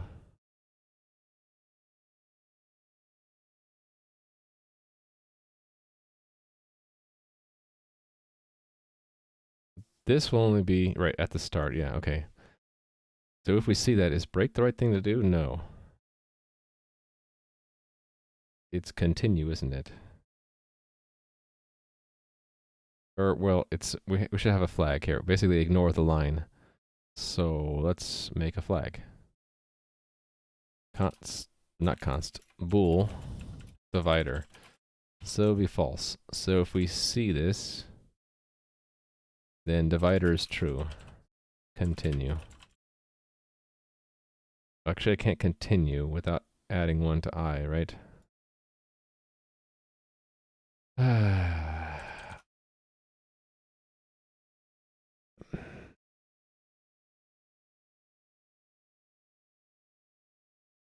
hate to repeat it myself, but plus plus I in two places. If we see the end of the line, then I should take everything from... Hold on, let me think about this.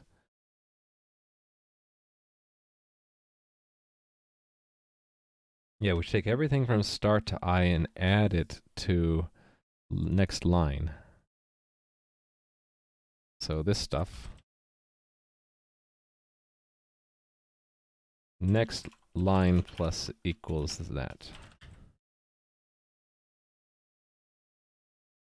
And then we take the next line,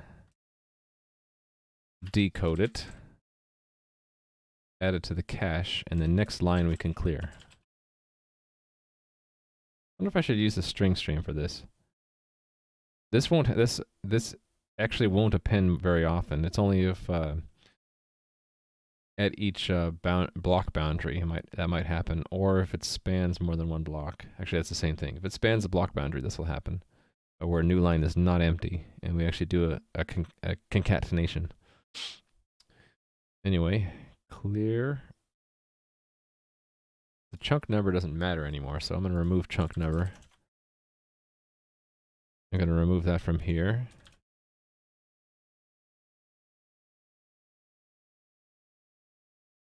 So it's just the first byte index. This is the for offset. This is the offset of the first byte of the journal entry within the file.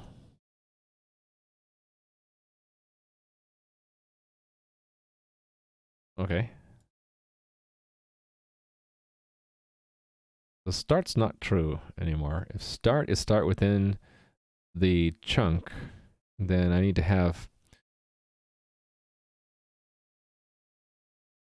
something outside of that.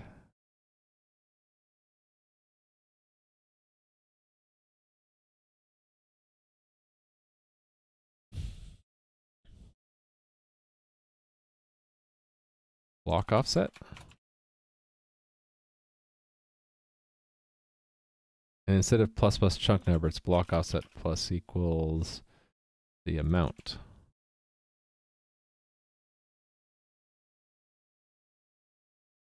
And then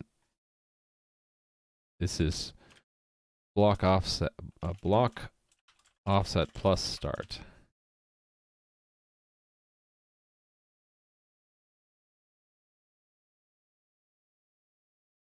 Okay.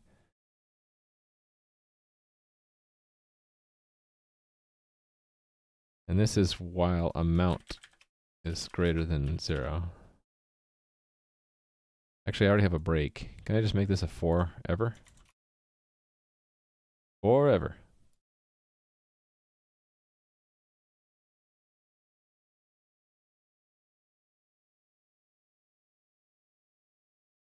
So if it spans a block, what will it do? It'll get to the end,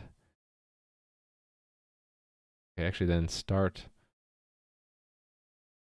Actually, yeah, so if I get to the end and start is less than amount, I need to put it in. So if,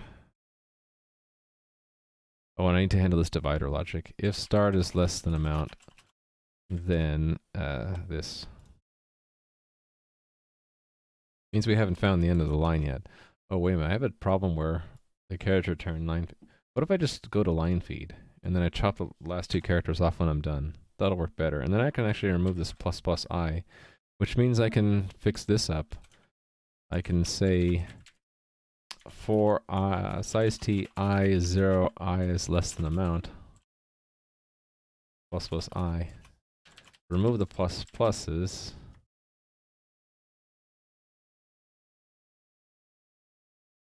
Only do this if, so if divider, if divider, then, if not divider, do this stuff. That much of it. Divider is false. So when it reaches the end of the line, if we weren't in a divider, we add the, we decode the next entry. Otherwise, in any case, we're not in a divider anymore, and the start of the next entry is the current position, right? No, it's position plus 1. Right, the way I had this before, it was advancing I. Yeah, advancing I and then start equals I. So it's I plus 1. So if we get to the end, and these are not, if start is less than amount, that means there was some trailer stuff. So we put that into the next line. And then we loop again.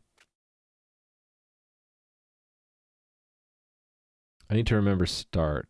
No, I have block offset. Do I need start? I do need start. So start resets. I don't need I there anymore.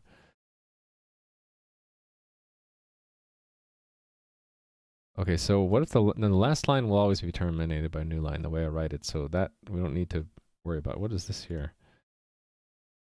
Oh, amount. Okay. Oh, and I have to do this stuff. So let me make a function to do this. I don't have to do it more than once. Let's take this, make a function out of it. Const auto decode 2. Decode. Actually, I guess we're capturing next line. So decode. Finish and decode. Complete and decode.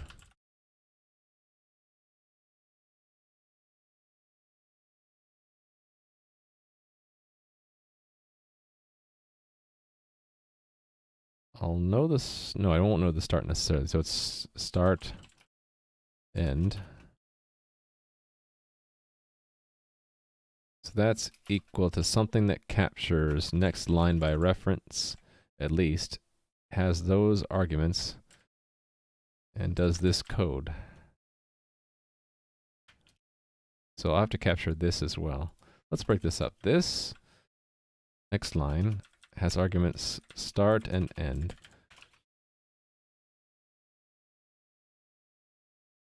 I need chunk as well. Where's chunk? Chunk is there.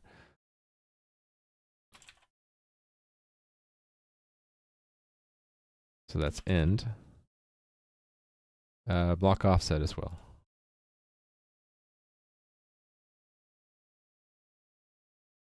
Cool. So this gets replaced by complete and decode start I. And then if we have a remainder down here, actually it's up here. What? I guess it's when we get out of the loop, right? Do the same thing if next line is not empty. Hold on, that'll never happen though.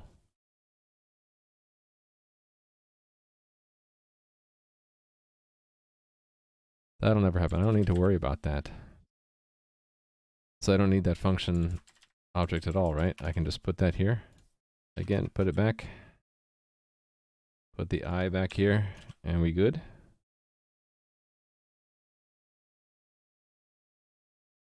What did I not like about this? I don't know.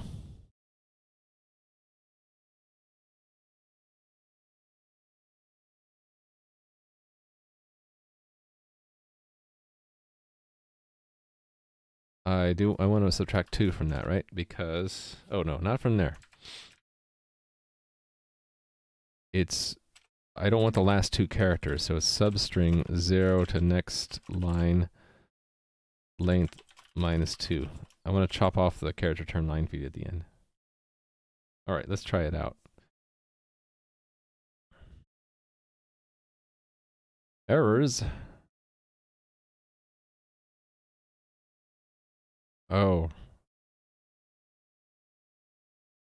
So this gets changed to just offset.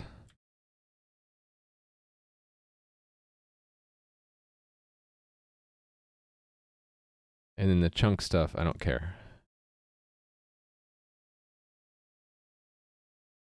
I don't need to finalize the chunk.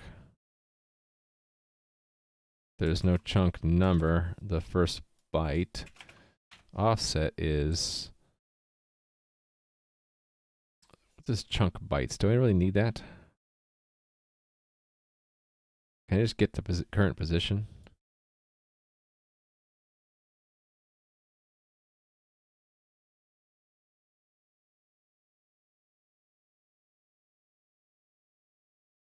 I can get the position here. Const auto entry offset. Is that get position?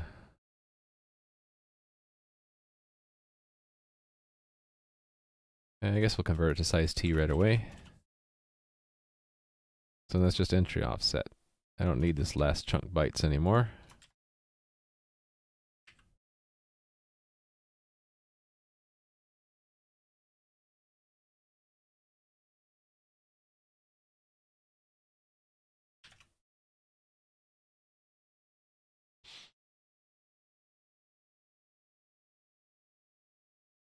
And I don't need that.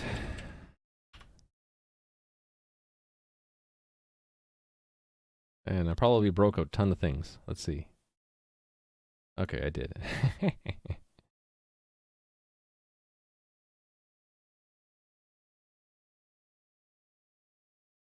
Alright, so what did I mess up?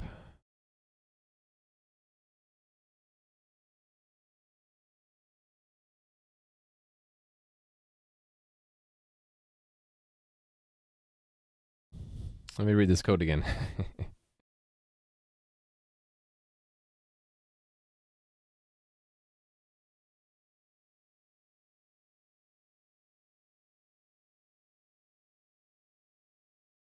I don't know what I did wrong. Let's just step through it. It's a second start in this test case, right? Okay, so reset the file. Read 126 bytes.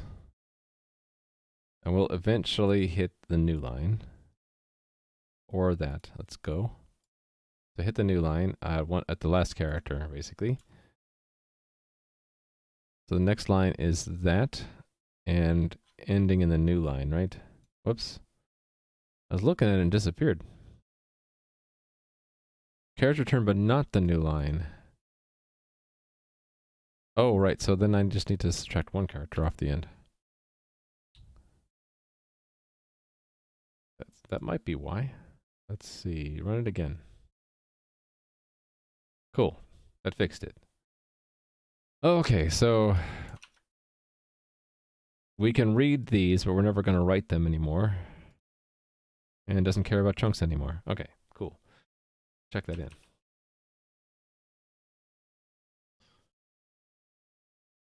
So we removed the concept of chunks from the journal, but we can still skip the old chunk dividers if they're there.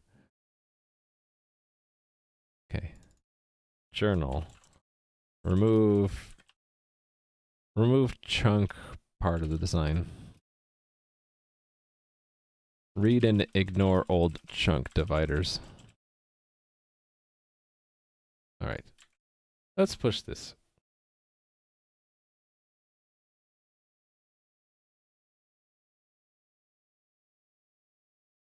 All right.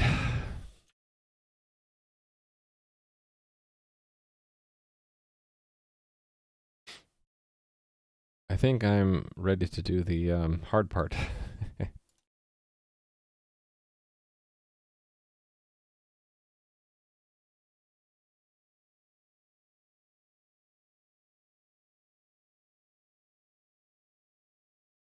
Okay, so the place in the executor that is I have the to do here, right? This is the part. So this is the condition right now. It's if it's completely caught up. Well, it caught up to the best of the ability of the executor to catch it up. One problem is that these get sizes are only sampling the sizes. Can I show that in the journal? Oh, it's not even doing with the lock. Oh, that's a problem. We have to get the lock when we do that. Oh, I'm not even getting the lock here. Wow, I'm crazy. What am I doing? All of these need to be protected by the lock. Wow, how come I'm not getting the lock in any of these places?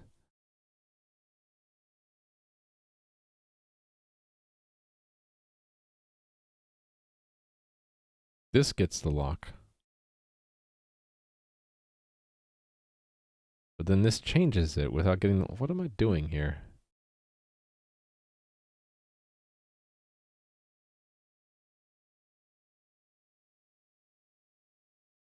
Actually, this doesn't need the lock, does it? Because all this is doing is reading. It's not changing anything. This makes changes. Where does it make changes? Hold on. Maybe I don't need the lock here. No, it resizes the cache, right? So we need the lock. This we need the lock because we're sampling the cache. So anything hitting this cache needs to have the mutex. That has it. This does. Okay, start is a special case because that's called before we have multiple threads accessing it. So get size needed it. Indexer needed it. Rollback needed it. Append. Append needs it too. This publish new entry gets it here. We don't want to hold the lock when we're calling callbacks though. Okay, I think this just needs to be indented here. Actually, we can take this out. But I do need to hold the lock before I actually push it into the cache. That's for sure. Okay. So yeah, make sure that doesn't break anything. I wonder if that's how I had corruption in the log before, that this wasn't doing... This was the for example, get size would get the size of the cache without holding the mutex, so that could be changing. Another thread could have been changing that, right? Yeah, who knows? All right. Can you tell I'm not perfect when it comes to multi-threading? This is after working with multi-threading for like 20 years. It's just hard. Multi-threading is hard to do right. Also, I don't get a whole lot of feedback on how I do multi-threaded coding, so I could be like doing it badly and just not know because no one ever tells me. Human, yeah, not bot. Okay, yeah, so the key of it is this get size is sampling the size, and after it returns, we unlock the mutex, and another thread can come in here and append a new entry. So we're sampling the sizes. They can change on us before we do the publishing of the snapshot and swapping of the journal, so that's why I don't do it here. So we're getting as close as we can. At this point, what I should do is, this is what I want it to do. I want to say to the new journal, the main state journal, I want to tell it to swap. And what I wanted to say swap with is swap with the snapshot state. The snapshots. Let me center this so we can see it. Snapshot state journal. But I also want to tell it which. Actually, I guess it can look at the other journal's indexes, right?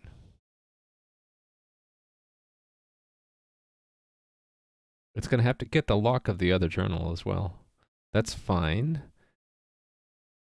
It's going to have to do a downcast, isn't it? Let me think about this.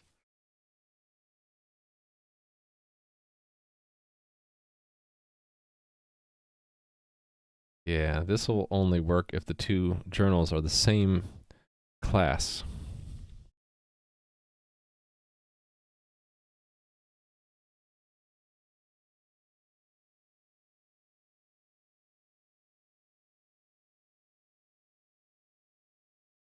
I know what I can do.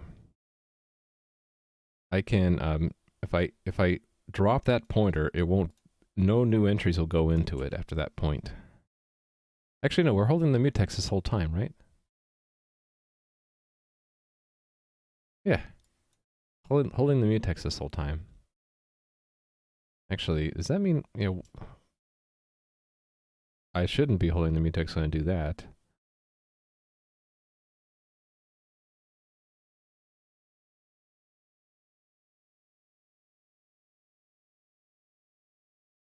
I think. I need to be careful about holding this mutex too long because it will block the rest of the game. Okay, but where that snapshot state journal is used in the other thread is here, right? No. Oh, it's not used anywhere else? Then what does commit do? On commit. Oh, it just doesn't have the shared in front. Right, so the on commit can be called from any other thread. And if it's not, we see if it's null. If it's not null while holding the lock, then we're going to commit entries into it. Or commit to its state, really. Well, it's only committing to the state, so...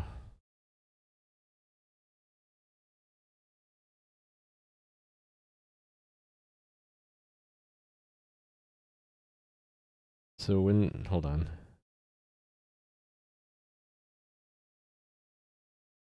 Oh, right. So the moment we make a new journal here, we stop committing to that state, and then no other thread will actually be accessing it. So, okay. So I don't need to do anything funny. I can just say swap with that journal.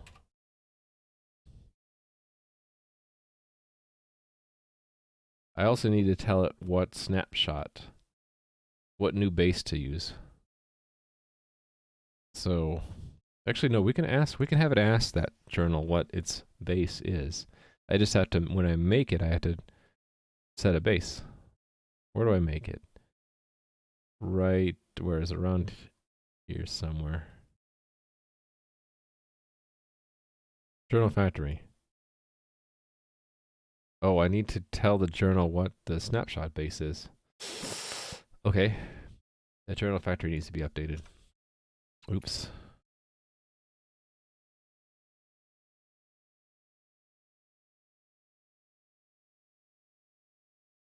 Yeah, it needs an argument. So size t base index. Oh, I never documented the return type. So the parameter base index. This is whatever I told iJournal it is. There we go. And then what does it return? New journal.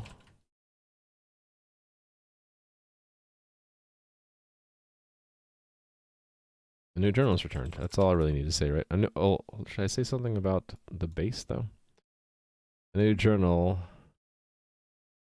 based on a snapshot.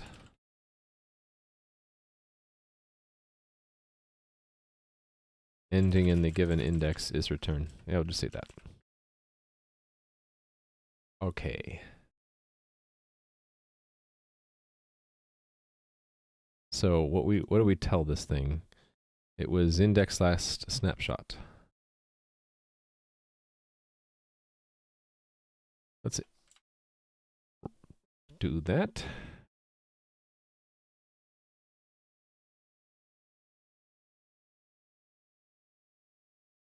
Make new journal is given the base index.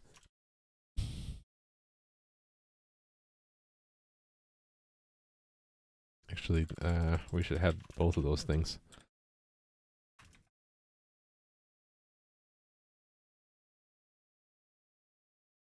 Okay.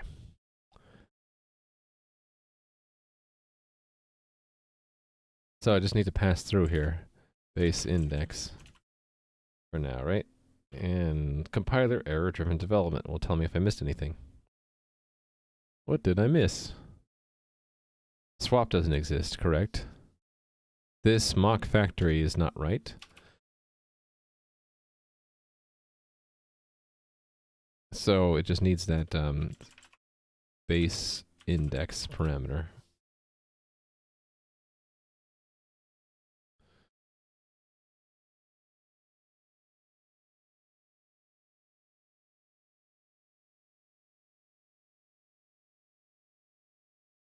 Technically I should do this, right? Const auto journal equals return the journal. And in the middle do a journal start. I don't know, it doesn't matter. Foobar. And then the given base index. Alright, I need swap though. I need to be really careful about this. Swap. I suppose I should make a unit test for swap first, right? So this would be in journal tests. So we'll be swapping with two journals. We'll be swapping one journal for another. That's what swap does. So swap. So that means I need to make one journal and then swap another one in its place with the snapshot. So something like this, a range would be good.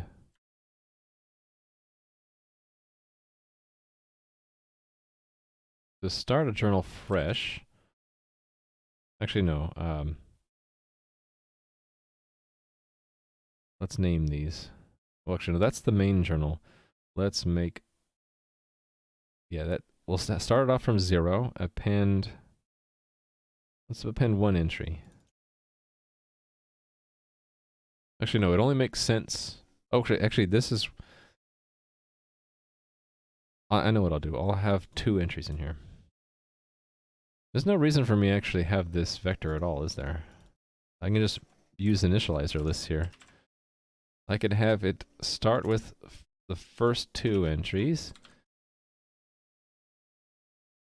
And then have another journal. So journal realm server. Is it going to be a shared pointer? No, it doesn't need to be. That means when I call it, I don't want to give it a shared pointer. I want to dereference it. So journal, we'll call this one new journal. New journal, we'll start it a different file. Doesn't matter. Let's make another one. New journal file.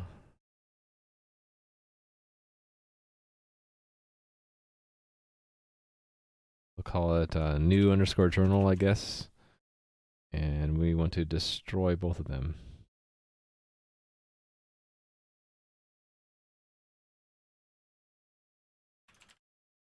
At the setup and teardown. Okay, so new journal file, get path. And then we're going to pretend that we made a snapshot with just the first entry in it. So what I should expect is a journal with 1 as the base instead of 0, and has at least the second entry. But let's say before we swap, we add the second entry. So journal append example entries 2. And then journal swap a new journal. So what do we expect to see now? It should rewrite the journal. Or really, it should exchange the 2 files. So the journal should be writing to the new journal file now, and it should get the entry that it had that it should get this new entry that wasn't in the new journal. So expect, actually, I can just do these, right? Actually, the best would be to check the side effects and then also read the file fresh and see all 3 files and all 3 entries in it. So this is journal 1. So make sure it's in there, all in the cache. Actually, no, this one I shouldn't be able to retrieve anymore. It should be gone.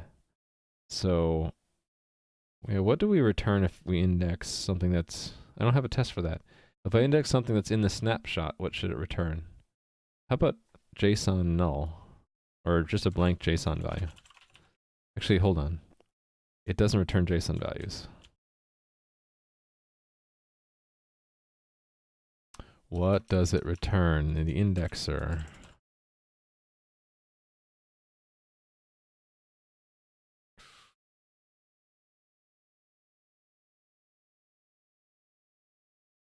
Wait a minute. Where's the indexing? Is it in this interface? There's the append. Okay, there's the indexer. It's got to return something. What do we return if we index something out of range? I guess it could just be an empty raft entry. Yeah, let's just do that. So it should just be an empty raft entry. And if we index 2, we should get example this one. So this one will be no longer available because we're pretending that it got put into the snapshot. And then 3 should give me 2. And then when I start the file over again, I should see the same thing, right? I think I also want to have a method I can call on it. Or maybe I should just make that another test. Let's make another test. Actually, or do I don't even need it yet. Let's not do it yet. I was thinking another method to get the base index, but I don't think anything actually needs the base index. Take that back. The raft algorithm will.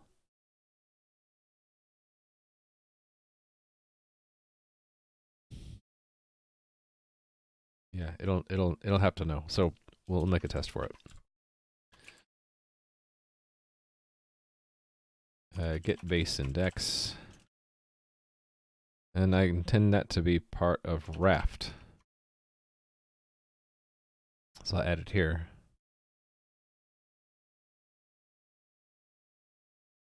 So there's a get size, so we'll have a get base index. So I think I just need to make one. I can just do this, right? I can just say pretend it's 123, and then expect equal 123 if I ask it. Whoops. 123 if I ask it get base index. Now I can use this test down here. Or not that test. I can use that method down here. I can ask the journal.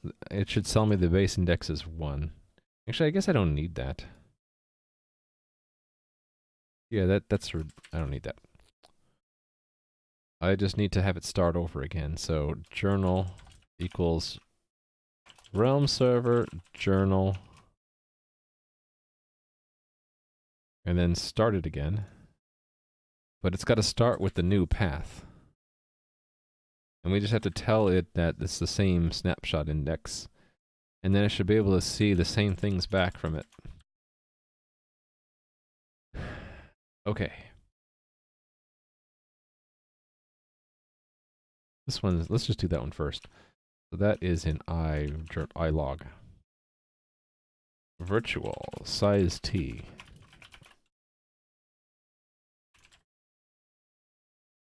Return the index of the snapshot upon which this log is based. The last index represented by the snapshot upon which this log is based.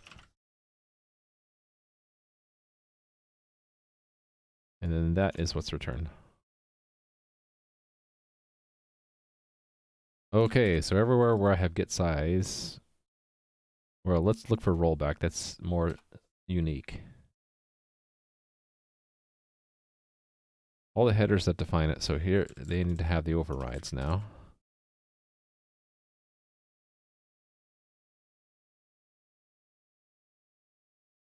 And one here.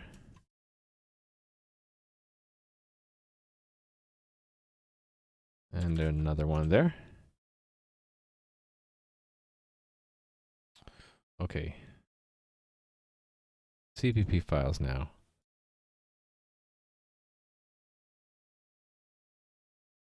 Size. So the mocks don't need to do anything special. They can just return 0.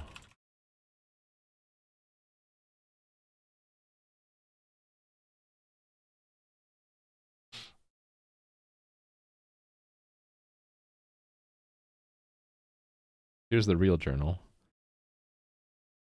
The real journal needs to get the lock and then return ample base index.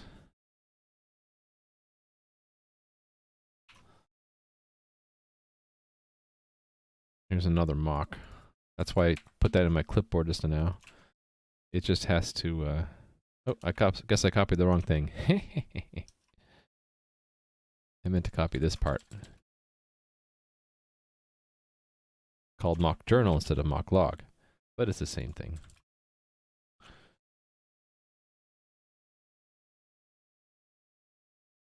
And another mock. The executor has a mock.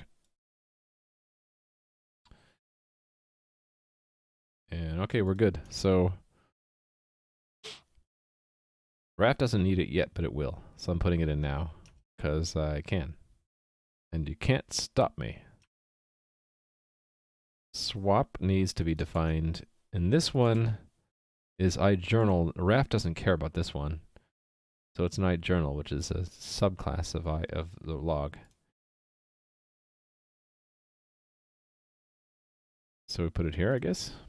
Virtual void swap. And it's going to take a iJournal by reference.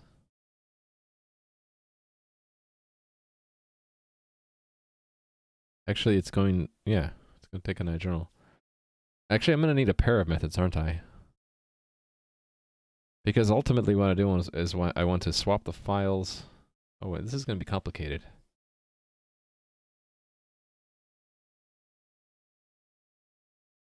The two journals have to be compatible. They have to be the same class for this to work. Maybe I'll just make the assumption that they're the same class. Yeah.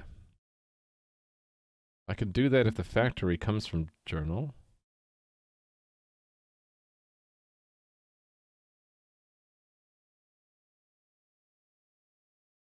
How long have I programmed C++? A long time. But for a long time, I didn't know modern C++. So the last, 10 years or so, the standards groups have really improved the language, and I'm still kind of trying to catch up on that.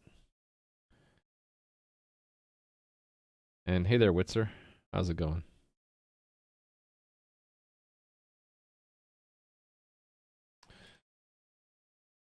Yeah. Well,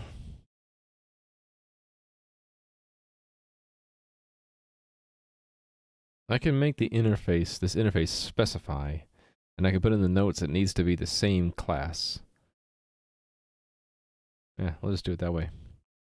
So, new journal equals 0. This doesn't feel right though. I probably will need to redesign this at some point. So synchronously. Do I need to say synchronously? I don't think I do. Write any or append any entries in the journal that append to the new journal, to the given new journal, any entries in the journal that aren't already in the new journal. Commit any entries in the new journal. Actually, do I need to worry about the commits?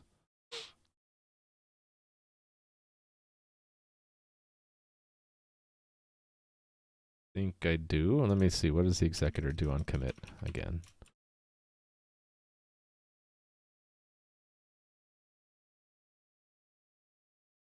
It's going to skip this because there's a journal being made. I mean, a snapshot being made. What will it do?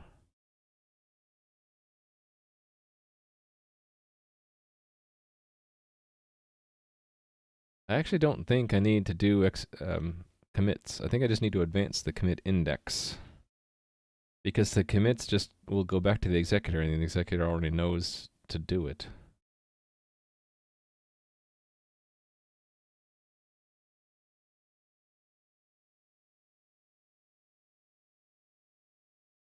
Yeah, we just need to advance the commit index. So I don't need to say this. Append to the given new journal entry any entries in the journal that aren't already in the new journal, and then swap the file and cache. The files and caches of the two journals. Exactly what I want to do. This program is complicated. There are a lot of classes. So if you look at my today notes, you'll and then go up to down to notes. Here's the architecture of the server program I'm working on. Each one of these is a major class, and I'm not drawing all the minor classes. So the one I'm working on now is this journal component here. And I'm also working on the executor today. And these are pretty big classes, and the relationships between them are usually also like pure virtual abstract classes. So when you have programs complicated enough to have this many classes, it's kind of hard to follow along. I understand that. If you have any specific questions, let me know. Like, I can go over any of the techniques you might see me doing, like mutexes, or this is a pointer to method, or command tables, like maps of strings to functions, defining a function object type like this. I can explain any of this if you guys... Callbacks are confusing? Yeah, I think in any language they can be confusing. It's one of the foundational principles of functional programming, though. When you pass functions around and you call those functions elsewhere, you're doing a callback. That's all a callback really is. It's calling a function that was given to you. And I think they're confusing because the flow of the program is no longer linear, right? You give a function to some other function, and then you don't know when they'll call it, and it certainly won't be linear in the file. It'll be somewhere else in that file or some other file. So it's hard, it's hard to understand. It's confusing.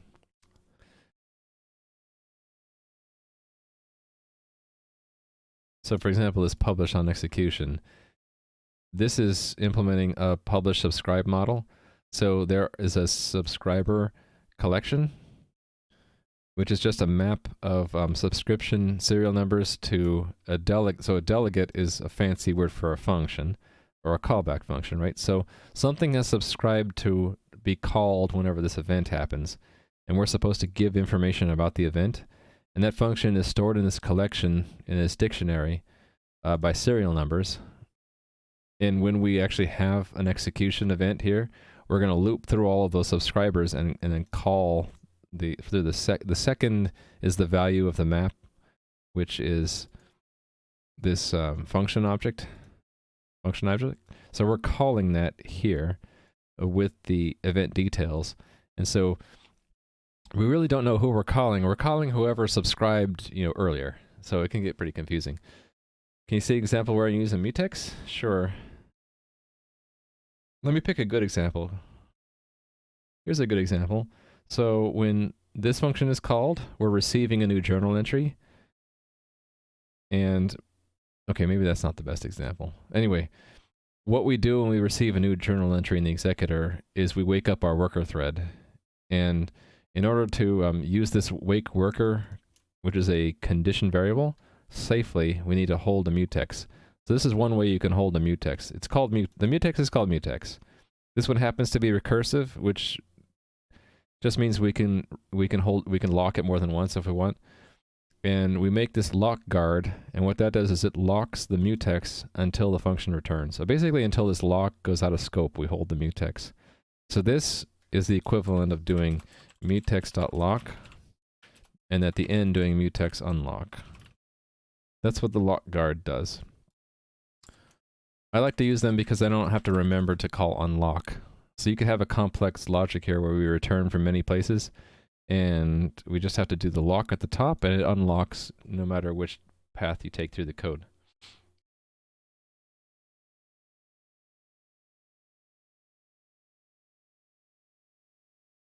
Yeah, the code is really complicated. Sorry about that. Yeah, delegate is like a fancy name for a function object. So it's not just one piece of code, it could be any piece of code. Thus, you have a pointer. Underlying the standard function, this standard function, this is just syntactic sugar, or a pretty way in C++ these days to represent a pointer to a function that looks like that, right? It returns nothing and it takes these arguments. But really, this thing is a pointer to a function, not just a function. In what scope is the mutex declared? In that example, the mutex was in this structure where I stored all the properties of the executor that I want to share between different threads. So one thing I do to kind of avoid lifetime of object issues is I will where do I show that? I will in the main, so this impl is where I store the private properties of this class. If I go to this class, so one thing after another, this class, instead of listing my private member variables here, I will make a opaque type and have a pointer to it, and that's the pimple pattern, the pointered implementation pattern. So our private properties are one level of indirection separated. So given that, within that, anything I want to share with other threads, I'll have yet another level of indirection, but here it's specifically shared pointer because we're sharing it. That means if there's another thread that still is using these properties, the properties won't get destroyed before the thread's done. So it's within that one that I chose to put that mutex. And I put all the other variables that I want to share with other threads. So hopefully that makes sense. All you need to do to make the mutex is just declare one somewhere. And you want to put it in something that scope is beyond the function you're using. So usually you put it in the object itself that the function belongs to, or you can make it global, that's fine. So where was that? Here. So this thing is that new entry is a member function or method of that same shared properties class. I use struct internally if I don't need to have any private stuff. It's just a shorthand for a class where everything is public. Yes. I kind of lost what I was doing. I lost the train of my thought. Oh, I was working on swap, that's right. Swappy swap. Oh, this doesn't work because journal... No, it should work. I didn't like that. It's an abstract class. No, it's not. This shouldn't be abstract. Did I forget something? Why does it say it's abstract? I messed up something, I think.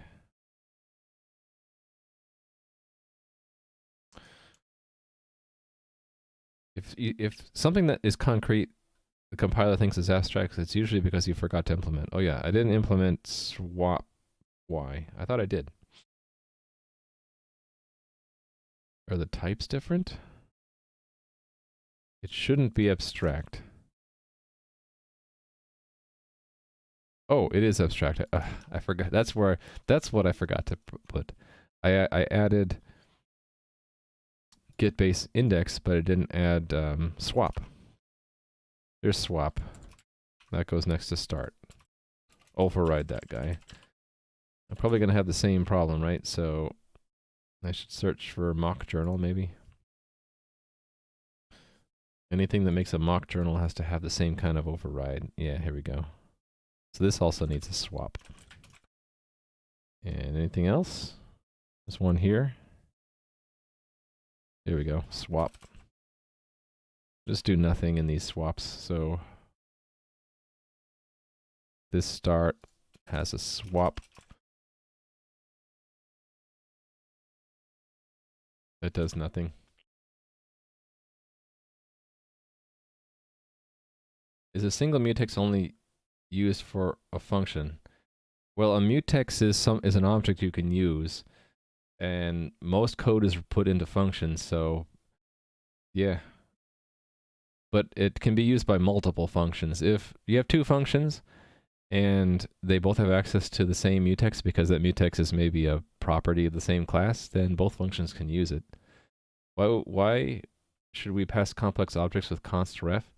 That's just a way to prevent it from being copied. It's telling the compiler where we don't want to ever modify it. And the compiler can take that knowledge and say, well, I don't...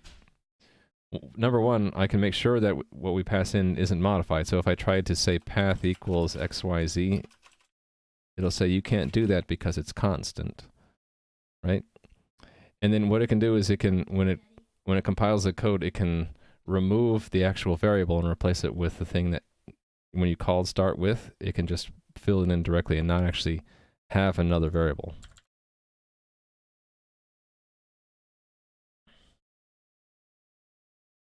Witzer says it a lot better than I did. Const to avoid modifying them, ref to avoid copying. Yep.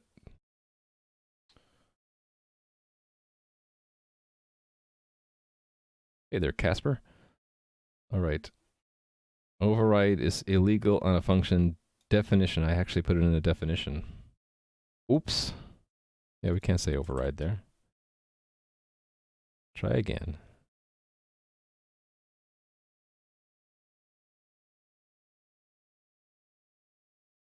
Is it saying I didn't provide the body of that function? Yeah, that's what it's saying. I know I didn't do that. Let's do it. So nearest wherever start is. Start. After, let's collapse start for a minute. After start is, this is where swap goes. Swap.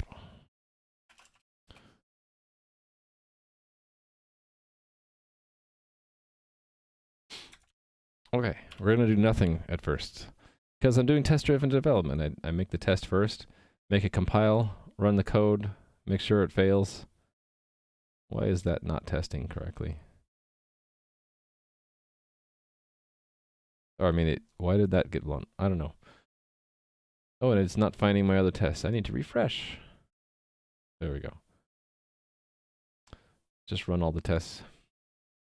Size t is usually unsigned long, or whatever the largest integer size is. It's specified in the language as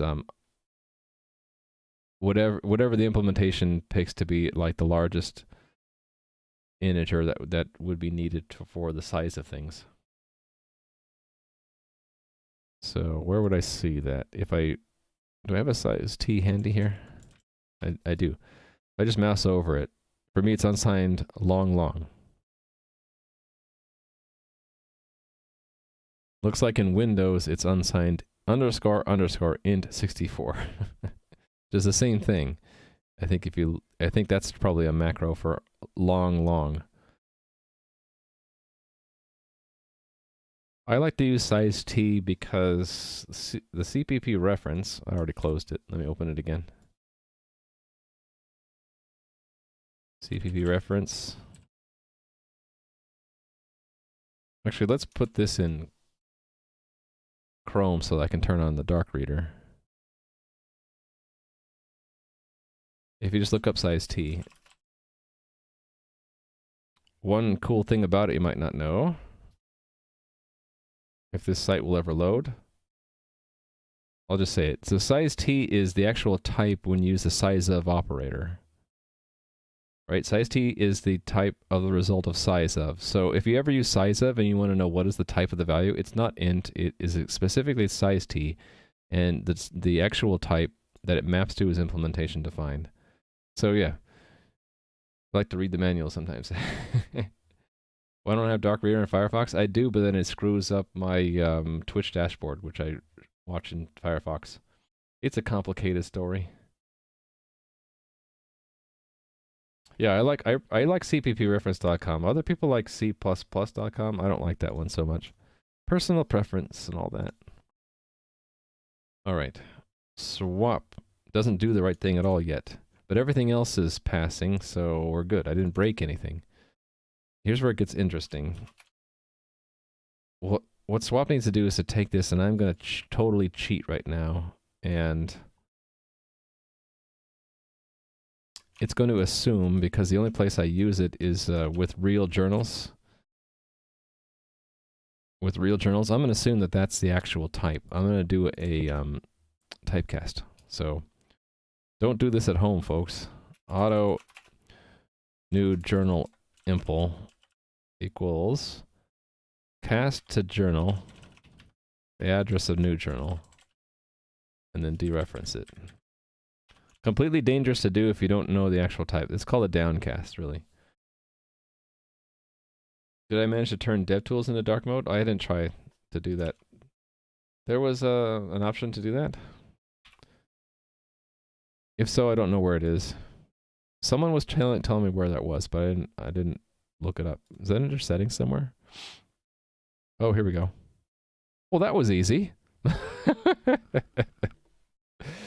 Cool. We're good. We're all dark mode now. Yay. Does that persist? Yeah, I like that. Okay, cool. We're in 2019. We should be using dark mode, right? When you think about it, why did computers ever have the default background be white? Is there a reason for that other than that you might want to go outside with your computer and it might be better contrast to have a white background? I don't know. What should you do after learning classes, polymorphism, etc.? Well, the first thing you should do after learning polymorphism is unlearn polymorphism. I'm just kidding. I had a rant at the beginning of my stream today because someone posted a video to my Discord, and the video was about like introduction to object-oriented programming principles, and they had like a section on polymorphism, and it was completely wrong. So I had a big rant about what was wrong with it. Basically, he explained encapsulation and called that polymorphism. It's like, no, these are completely different things. Or maybe it was abstraction. But anyway, polymorphism is one of the 4 so-called principal roots or pillars of object-oriented programming. So if you're saying you learned object-oriented programming, what to do next? Look into functional programming. Look into data-oriented design. Look into other kinds of programming that has nothing to do with object-oriented, because if all you've been taught is object-oriented programming, then you don't know that much programming yet. Yeah, see, John Mega threw it away. Not saying it's bad, but it's like learning how to use one tool. If you're going to be a carpenter and someone taught you how to use a hammer, and that's all they taught you how to do, would you be happy? No. You'd be like, well, teach me how to use that bandsaw. How about that pry bar? You know, when would I use the pry bar, and when would I use something else, right? Chisel or something. You would want to know all of the tools, so yeah. That's what I would recommend, is branching out and learning other kinds of programming. Looking up other languages can help, like, I think, was it Haskell? Is a functional programming language.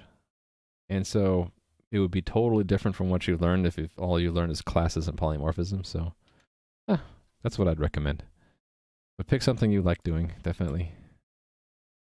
All right, swap. It's going to do this evil typecast, which will work for me. But this is a code smell. I should put a to-do here. Code. This is a point of fragility. Point of fragility. This method only works if the given journal is the same type. In practice, this will always be the case.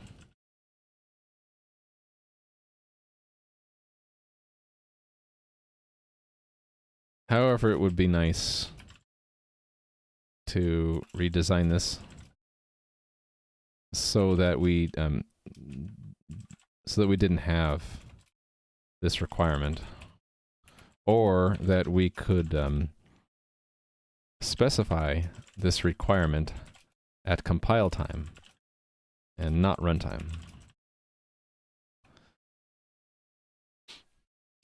What are the pillars of functional programming? You know, I'm not sure, because to me, functional programming, I'm not an expert in. I'm still a student of it. But it would seem to me that pillars of functional programming are writing functions that have no side effects, what they call pure functions. So it would be organizing your logic and your data so that in some respects, it's the opposite of object-oriented programming.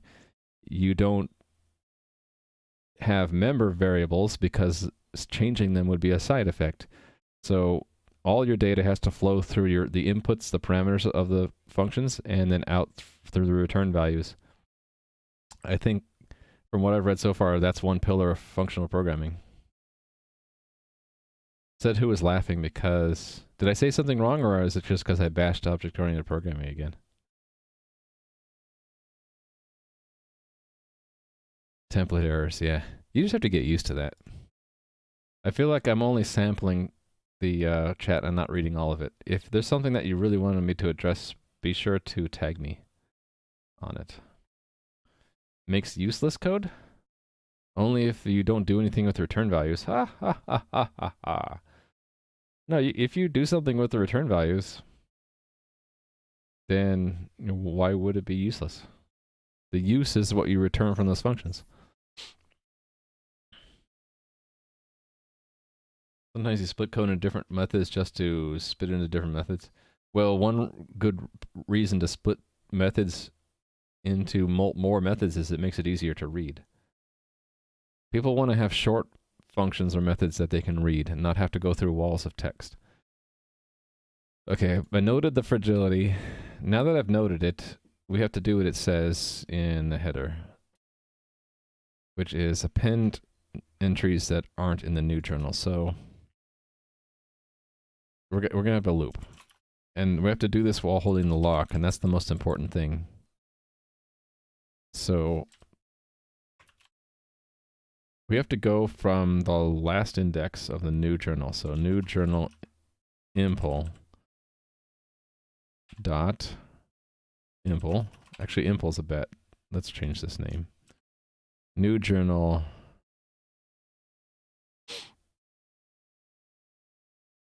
Let's call that new journal, and then we'll call this one new journal interface.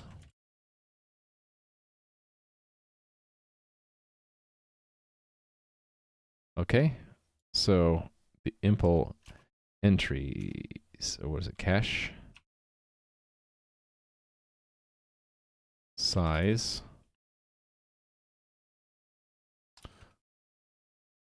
Actually, should I be using one of the helper methods here?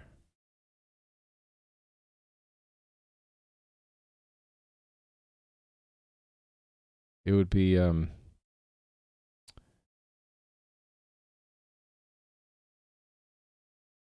get base index plus get size. Whoops. misclicked. So that's the index we start from. And what index do we go to? We go until we get to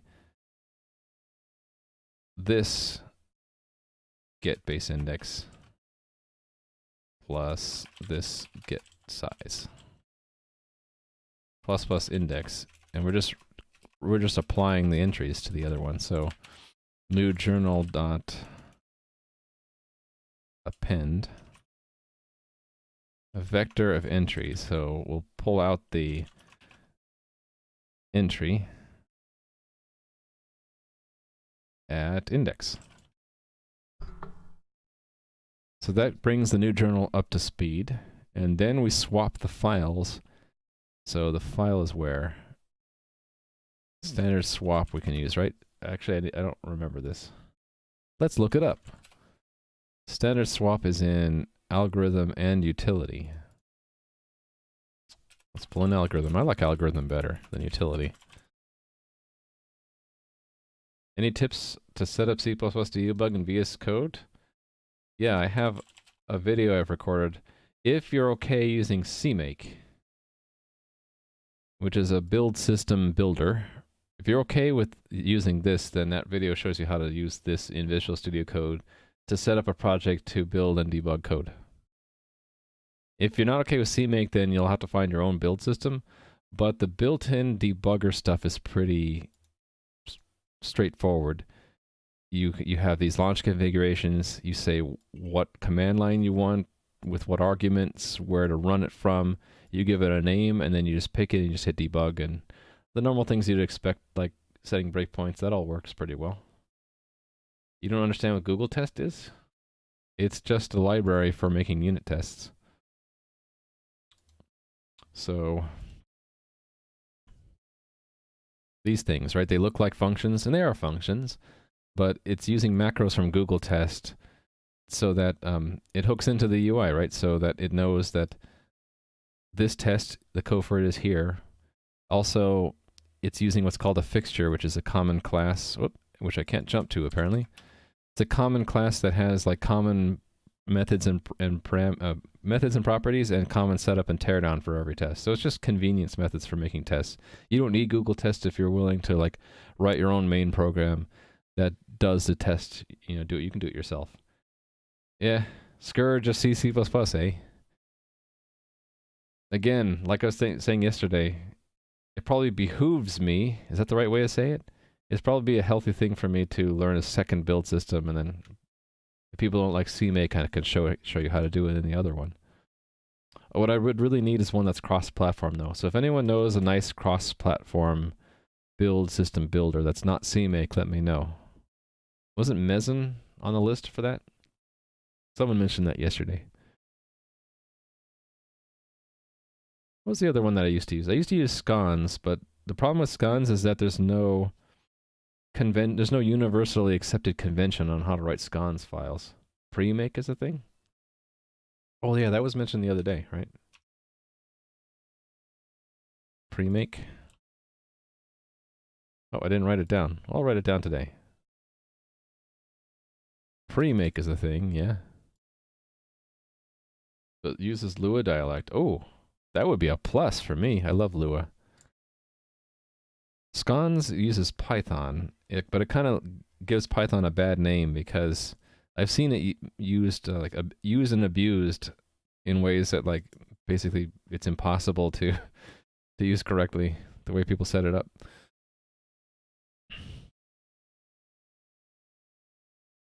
All right, did I build and try this out? No, I wasn't done with swap. I got distracted.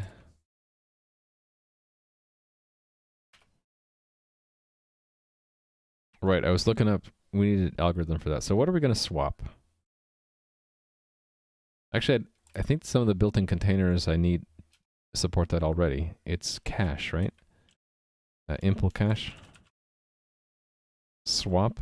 Yeah, it has a swap. So we can swap the two journals. Caches. And then we need to swap their files. File. I think that that doesn't have a built-in swap, but I can use this one, swap.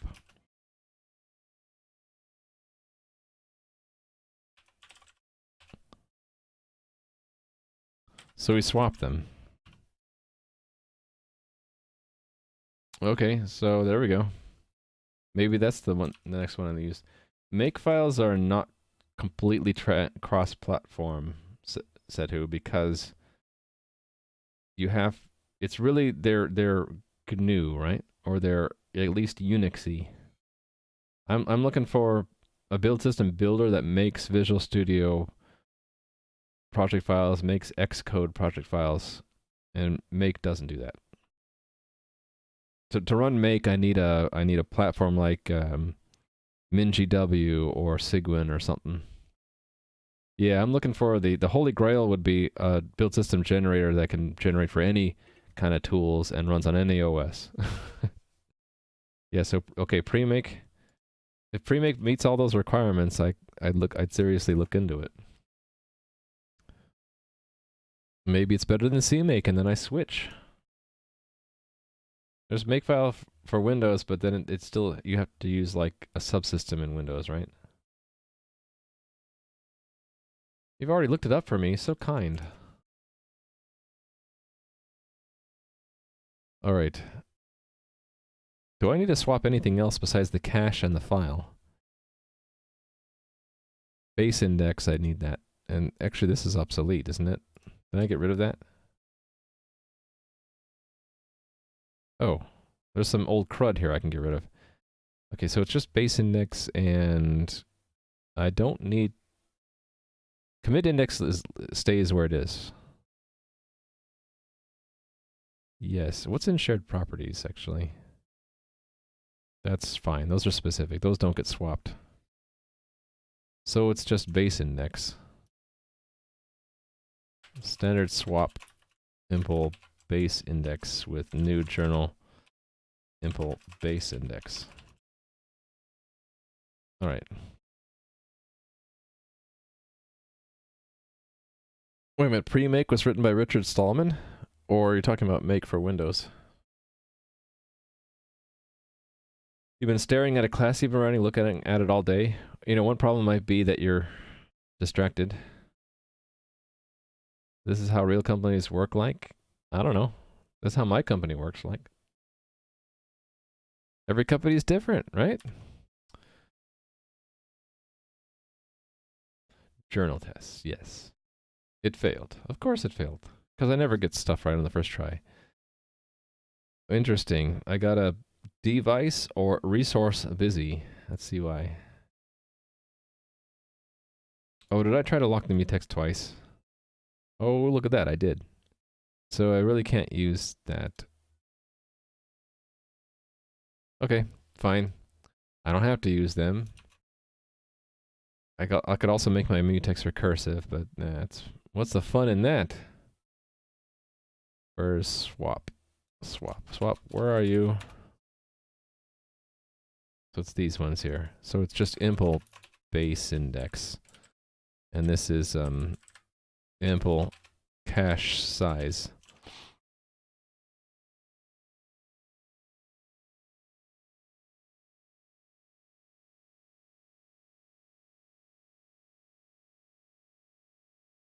Guess I don't need these two thises anymore.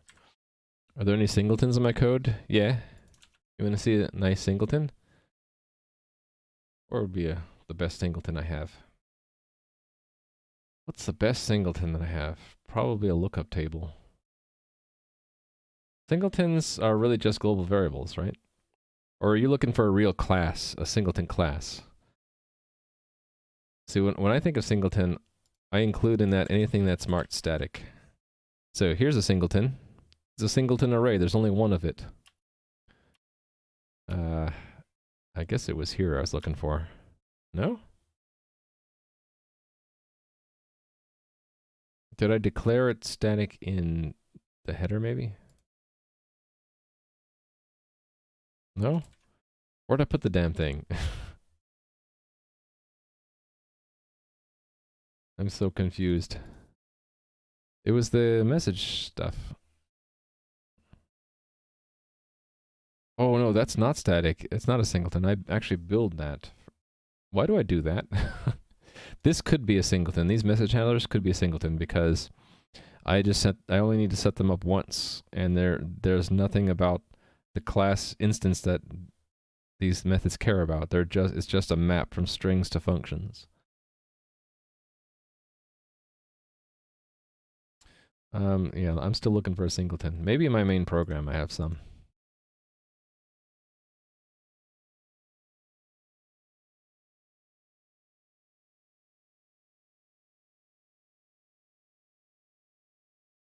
Oh, right. This thing is definitely a singleton. This command factories is. Yeah, so this is a singleton. This one I've had a couple bugs with too. So the way I make singletons usually is just declare a global variable. So when I declare the type of the structure and then I follow it up with a name, this is a singleton. There's only one command factories, and it's called command factories. And I reinforce the fact that it's a global usually, and it's a singleton by making it all caps. So it has a constructor, but with singleton constructors, you got to be careful. You don't know, if you have more than one singleton, you don't know the order in which the singletons will be constructed. And also, this code runs before main starts. So there's a bunch of odd things that happen. Also, you could have a destructor for a singleton, but again, you don't know the order in which your destructors will be called. So you don't, yeah, it's kind of dangerous. You didn't know you could do that, said who?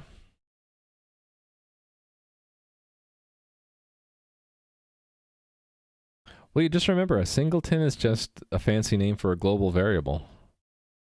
Usually. Unless, I guess if you're really pedantic, you could say singleton implies there's only one value of its type. And so this would qualify because there is no other struct command factories other than that.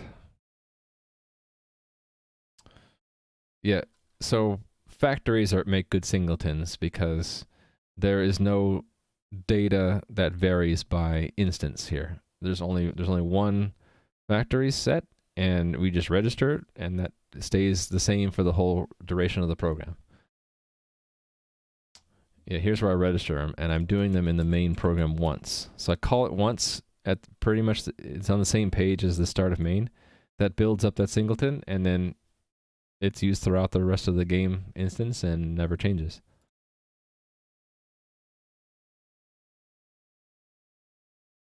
Okay, let's try this again. This time without locking the mutex twice. Okay. Another one. Okay, where did I lock it this time? Is it in the append? I bet it's in append. It's in the indexing. In the append. Wait a minute.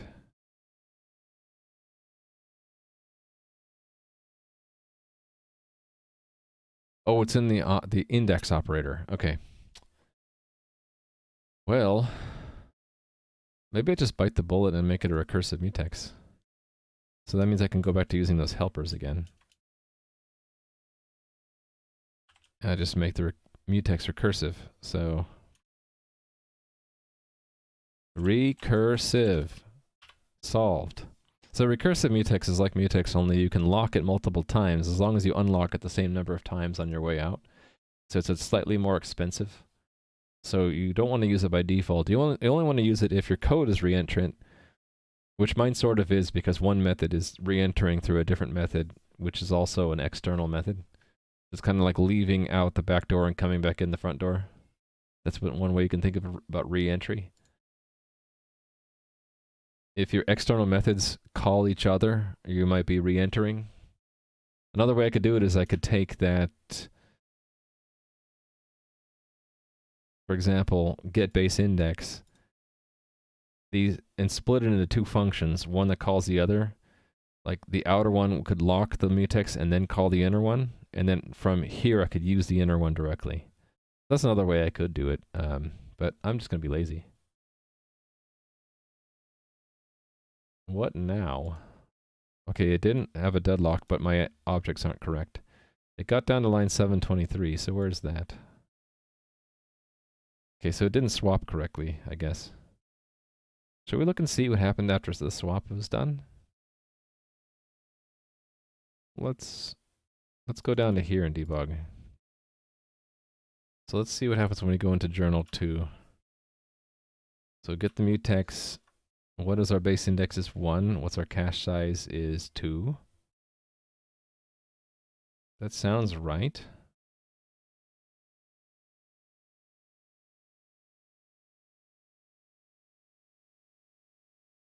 So it should be the first entry.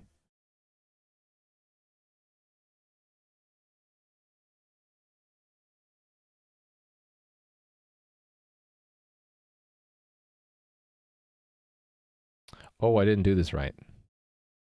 That should be a 1, not a 2. Right? No, this is correct. Sorry.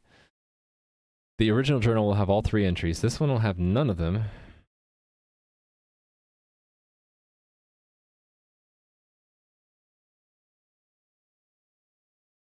Actually, I could just make this simpler. Anyway, this should have worked. Okay, maybe swap is wrong. Swap. Let's go into swap. So this new journal, let's look at it. The new journal should have no entries in it.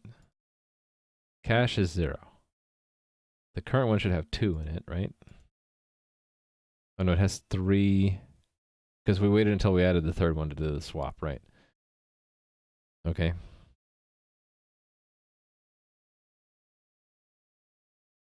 So, index is 1.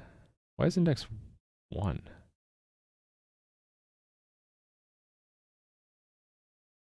That's not right. Oh, I don't want to start with the base plus the size. I need to add 1. Yeah, indices are 1 based. Hey, I need to add 1 to both, actually. Or make it, or the alternative is to do it less than or equal. Let's try again. Hopefully that was it. Yay! Cool. I like that the swap just works. So that swap, it's using the unique pointer swap. So the journal takes over, it becomes the new journal, and the new journal takes over what the old journal had. And the idea is after we do the swap, we'll just delete the new journal, which is now the old journal, and move on. So that's the next step. Let me check this in, though. Actually, is it broken right now because I call swap? Swap. It's going to discard it. I actually think it will work, but it's going to go to the wrong file. And on the second snapshot, it's going to completely break. So I need to do the next thing in the plan, or otherwise my server's going to be broken. Next step of the plan was to have serial numbers. So every time we make a new snapshot, we have to move to the next serial number. Oh, also we need to load snapshots. Maybe I'll leave this out for now. I'll leave the code in there but comment it out. I want to make sure I can run the servers without anything breaking, so that means I should probably start up the server front end and the back end too. W restart, reserve, so that's the back end. Shell for the front end, please. So yeah, it starts up, it makes a bunch of snapshots, and it's called caught up. I should be able to log in. Let me take a peek at some of those snapshots and make sure they didn't get broken. Stage, we can look at any server's journal. So this started up at term 29, right? 29. So it means it added these 3 entries. Every time we start the cluster, we'll get 3 of these. And the snapshot. Aha, so this is where the real journal is now. Wait a minute, that shouldn't be the case. Oh, those are temporary entries that were discarded, right? We didn't do the swap yet. Here's the latest snapshot. Cool. How often do you commit? I try to commit after every iteration of development. And I usually I try to end on all the tests passing. So actually, let me run them again. If they all pass, I should probably check it in. I was just wanting to run the real server to make sure I didn't break anything unexpectedly. So local host 3000. I'll minimize that while it's loading so we don't see a blank white screen.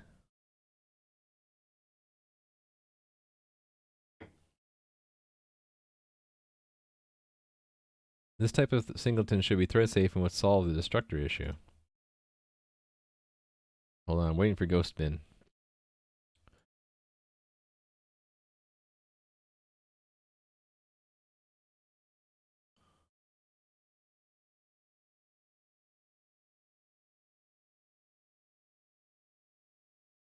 Well, still, the when this instance gets destroyed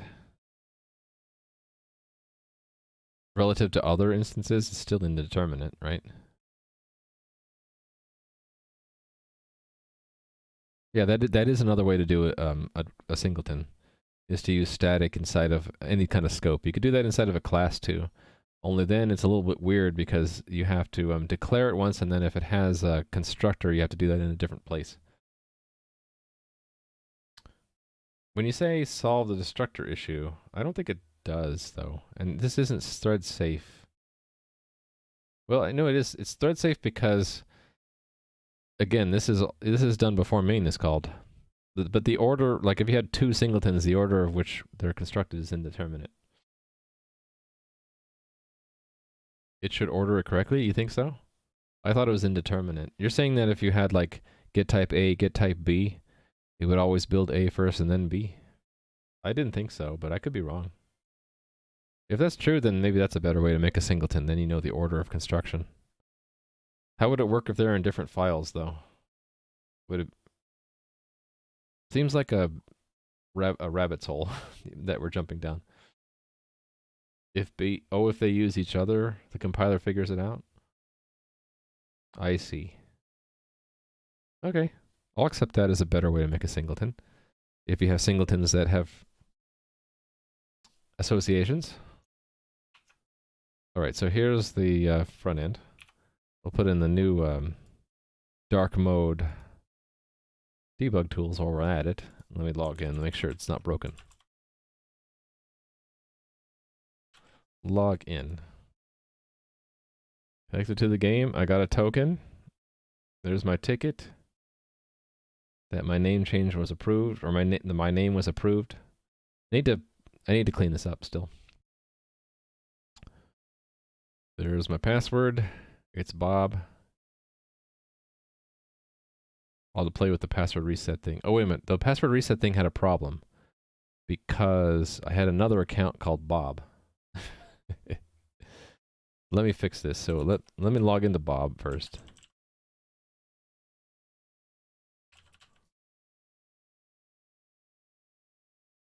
Let me change this one to the real Bob.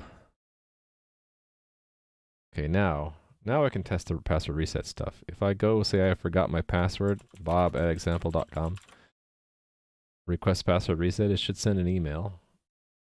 And that I have going to a test email server here.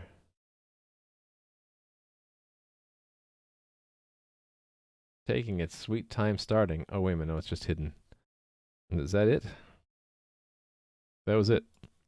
So I should be able to take that link, paste it here, and then enter a new password. Let's pick a new password. How about gibberish? Sounds good to me.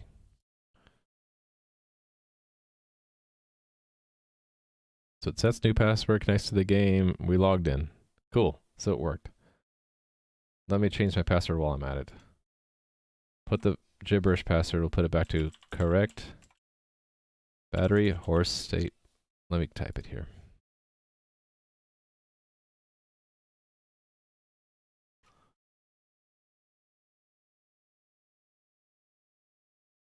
Password changed successfully. Cool. All right, so I don't think I broke it. This is good. Not breaking things is good. Okay. So time to commit. You're asking, when do I commit? It's when I make sure I didn't break anything and I made an incremental change to the game. So what did I change here? journals can be swapped. What is this other change? Oh, the executor needs to be able to construct journals based on snapshots. Let's check that change in first. I'll check. So this goes with that. That's different.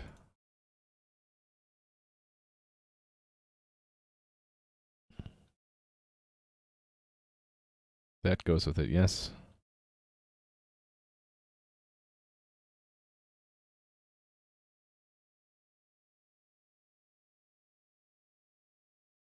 I should probably have a test for that before I hit commit.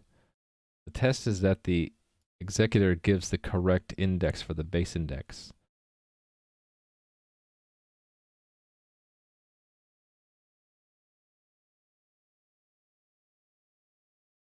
Oh yeah, all I see is 7 stars. You know, that meme never gets old. Let's build it into one of these tests. The one that does a snapshot will be nice, right?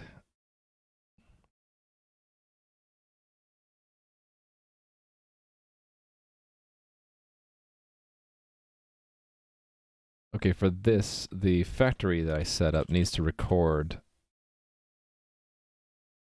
the journal that was created. So let's, in addition to doing start, let's record the base index somewhere. So base index set for latest journal equals base index. So we'll just verify that that number is correct, and that'll be good enough. So that should be 1 down here, right? In the make snapshot thing. Actually, by the end, it will be 4. No. 4, right? Yes, 4.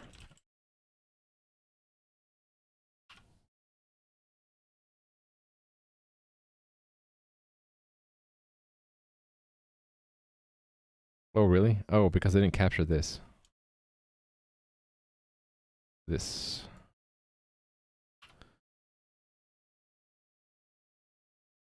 This should be safe, right?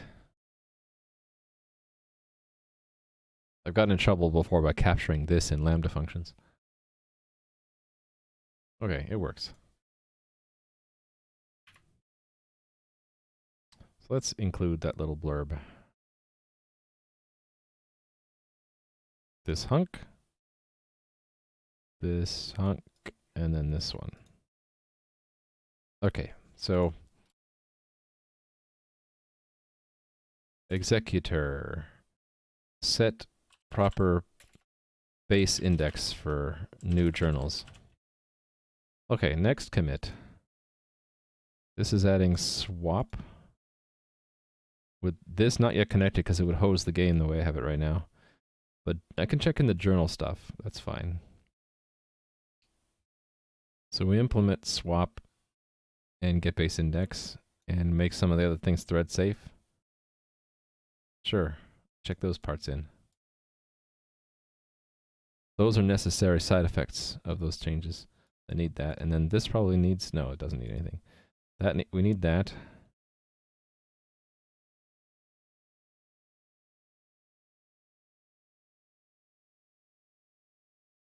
Actually, that went with the last, okay, I messed up. Oh no, I didn't, sorry, I'm getting confused. That does go with it, right? This is the get base index and swap, yeah.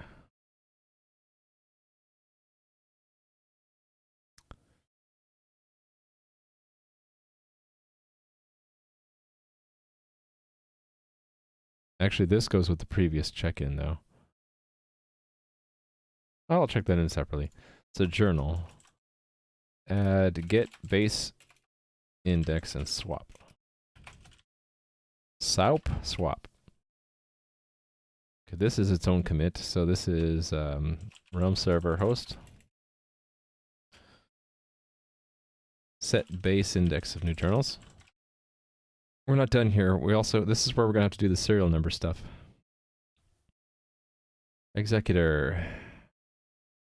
Let's not check that in quite yet.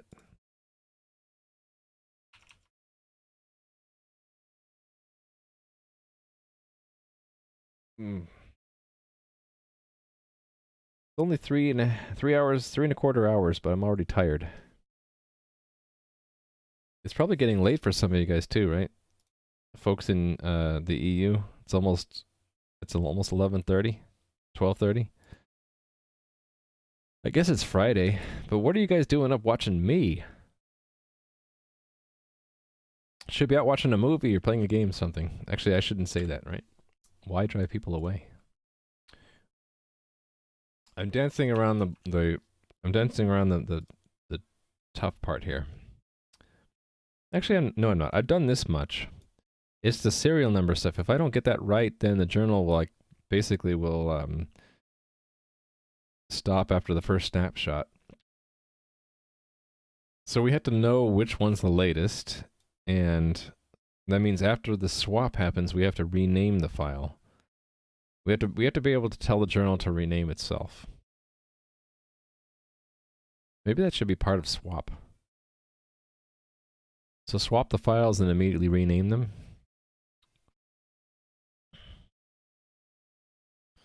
Anyway, I also have to save... No, I already am saving the snapshots to disk, right? I'm doing that in the main program. Where? Oh, there it is. On snapshot, right? So when a snapshot happens, we just write it. So here's where we got to track the serial number, I think. I guess it makes sense to have the main program do all of this.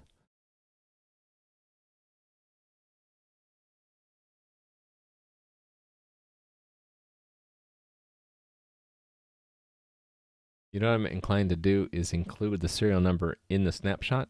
That would make things a lot simpler, because then we can always just go to game.snapshot and it'll have a serial number in it, and then we'll know what number to use for the next journal. And then when it gets swapped, the next becomes the previous, which makes sense.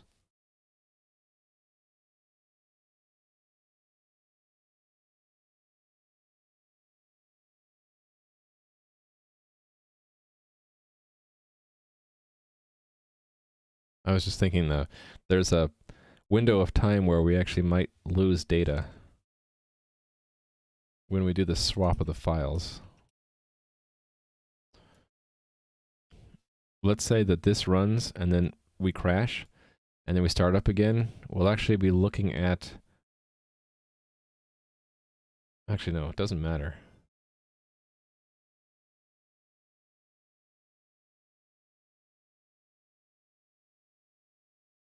Yeah, because especially if I put... No, wait a minute. Yeah, there is a chance of issues here. I guess we'll have the main program handle this.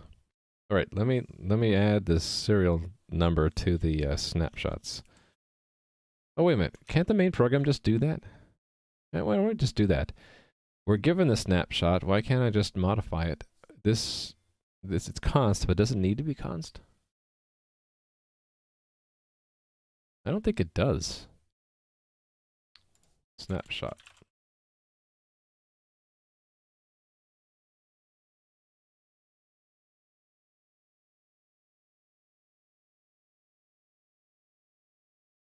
Publish on snapshot.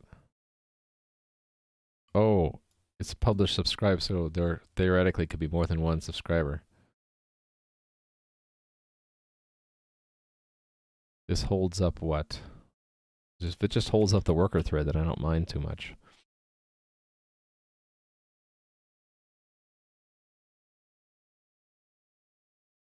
Yeah, it's done from the worker thread, so I don't care so much. And we're doing this before the swap. Maybe I need to do it after the swap.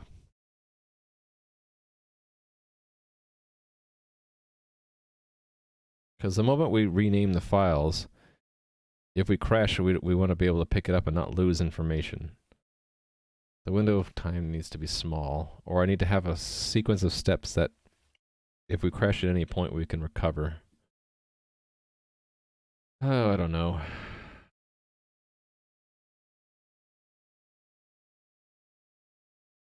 I think I do want this first. let's put this in for, try to get this all running. So this will make sure that the two journals are up to date and identical. So as long as we rename the files quickly and we don't crash during the renames, we should be fine.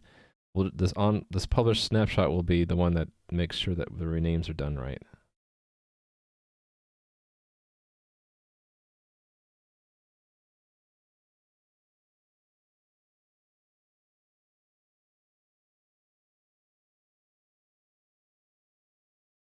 I need the rename to actually be done, something the journal does though. Let's do that first. I need to be able to rename a journal. Rename. So let's make a journal and put something. Does it matter if I put something in it? Not really. I can just do it anyway though.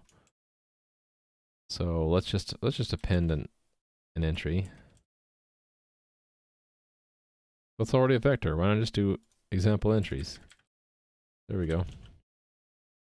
So start a journal, append some entries to it, and then tell it we want it to be renamed. What's this setup call it? Oh no, it's through this one. Okay, we have this one. Let's do this. Get path.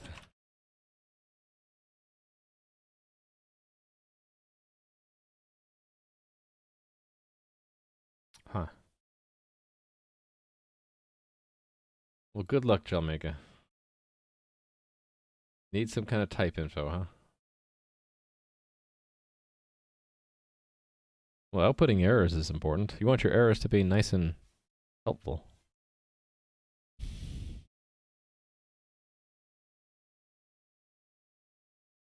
How do we test that it's renamed properly? I think the way we do this is we make a new journal with the new name and verify we can read those entries. So I actually don't. Let's make it simpler. Only one entry. And then we open it with the, right, so we open it with the new file path this time. So this is a new object, new file path, and we don't need to do that. We verify that we get that same entry back out when we look at the journal. Might as well do this too. Oh, actually, it doesn't matter. That's good enough. Oh, this won't build because I don't have rename. Well, shucks.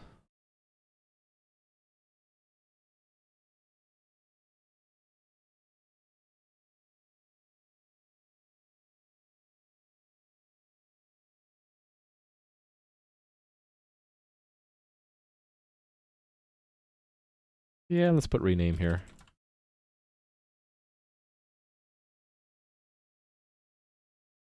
New path. Or new name. New path? Sure, why not?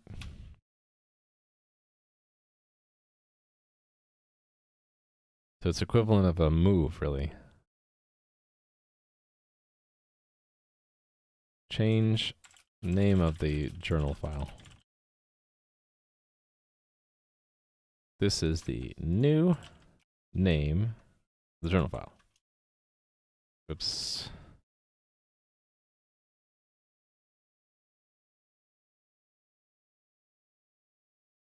That's right. You have to worry about the different kinds of alignments. Well, that's why we pay you the big bucks, right? Make a new language.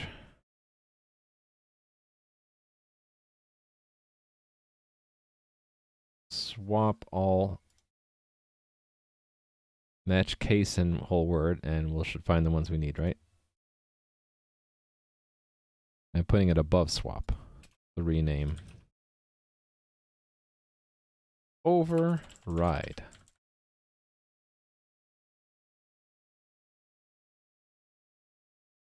Here's the implementation.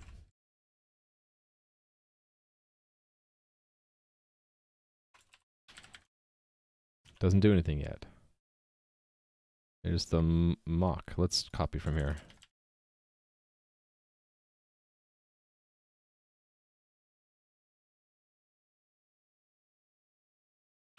Copy pasta.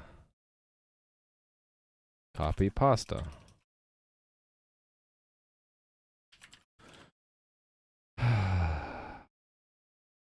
Done? Let's try.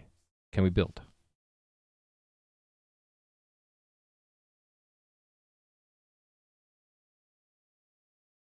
Alright.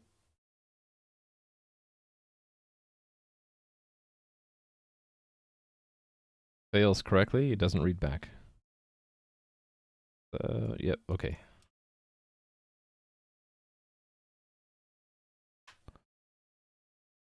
Now if I did this right in the past, I can just forward this, right? So I guess it's safe. I guess it would be safe if I got the lock first. File, does it have a rename? Move. I have a move, though. There we go. That's what I want. It can fail, though. Maybe we just cross our fingers and hope for the best. Cross our fingers, hope for the best. Or maybe, do I have a diagnostic monitor? Enable diagnostics? I don't. I don't have diagnostics in journal. Oh well, what happens if in start? Oh yeah, looks like we're just hope for the best. Okay. All right. So if it fails, we're in trouble. We'll just make it not fail. Forehead. Journal tests. Cool. So it renames itself correctly. Check that in. Journals can now be renamed. And I did that without closing it, which is good, because that's how I'm going to actually use it. All right. Journal, add rename method.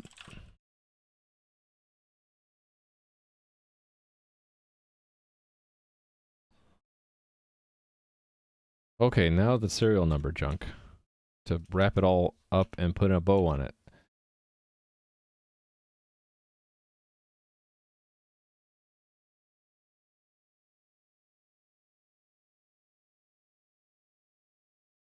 Actually, you know what I'm thinking is the publish should also provide the journal.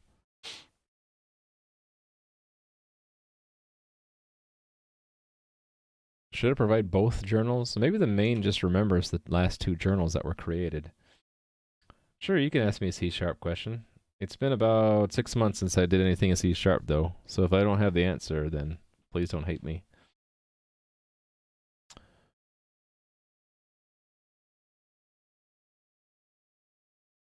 I'm just wondering if it's safe to assume the journals are created in order. I guess so. So what, I just have to hold on to the last serial number? And when we start, we have to pick the correct serial number. So that means I'm getting rid of the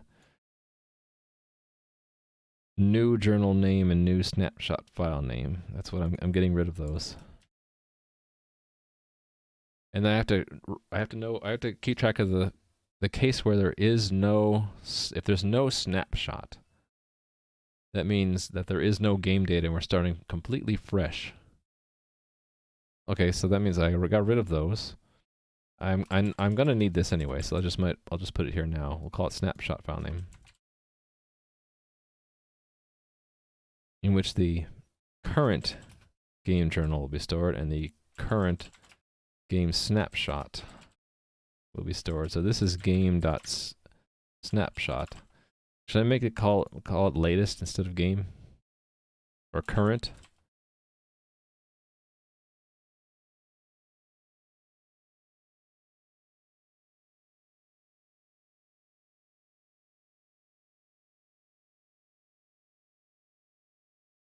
No, I like game. Let's pick game. Game on. And should I break this up? Or just have another constant? I want to have a constant for the file extension. This is the file extension to use for game journal files. Game journals. Extension.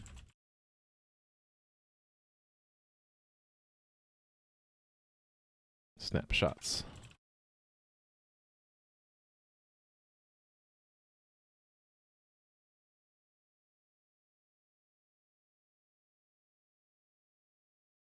Yeah, why aren't you storing your type info and your types? Forehead, just do that. With delegates, say you have a class A who has a delegate var and class B who is the listener. You know that you should unsubscribe from the delegate to avoid memory leaks, but if class A is destroyed without first unsubscribing its listeners, there won't be a leak. I believe that's true because what happens in a var is that it's holding essentially a linked list of the subscribers, and if you were to destroy var itself, the linked list gets destroyed too, and so it's like auto unsubscribes everyone. So you might have a memory leak if B is still holding on to the delegate as well, or holding on if B is holding on to something that happens to be sharing memory with that delegate, then you could still have memory leaks, right? Like B, basically, you have to tell B somehow that A was destroyed, so B can let go of whatever it might have had that from A. But yeah, I don't think there should be any memory leaks. Definitely not in C++ if you have, well, what's the closest equivalent in C++? I guess it would be a list or a map property of a class, and you delete the class. The map and the list and all of its elements gets deleted, so... No, that's okay. Your wording was fine. So, Jalmega, all I can say is... good luck. I really can't help you. What? Yeah.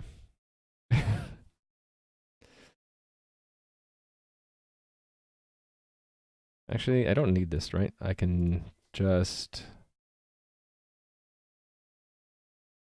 let's adjust this a little bit. Well, hold on. I know what I'll do. Duplicate this again. This is the file name prefix used for the names of the latest journal and snapshot files.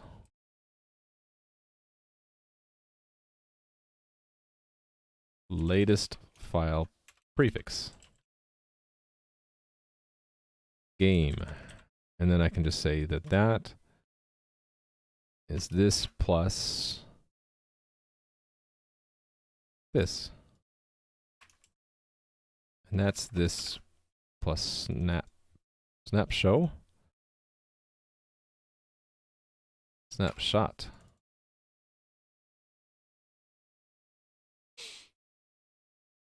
I got him backwards, didn't I? Gosh dang it.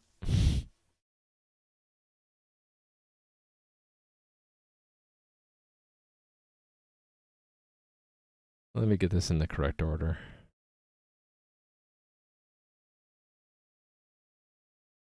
And then this is redundant. Okay, that's what I screwed up on. Okay.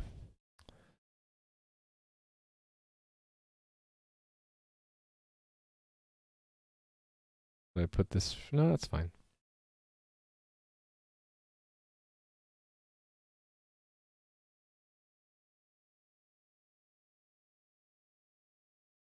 $600 megabytes doesn't sound like that much.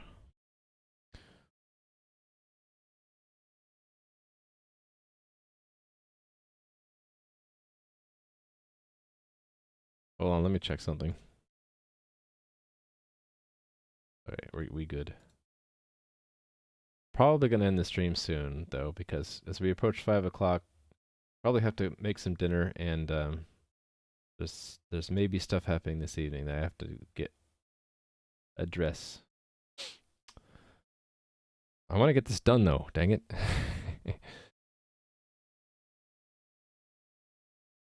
So there are really 3 points I need to change here. The start journal has to first, okay, let me put this out in comments. First, look for the latest snapshot.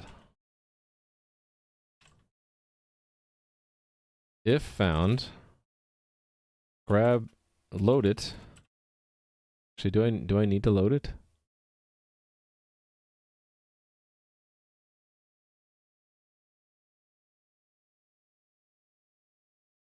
I do need to load it because I need to use it to deserialize. Right, so if found, load it and use it to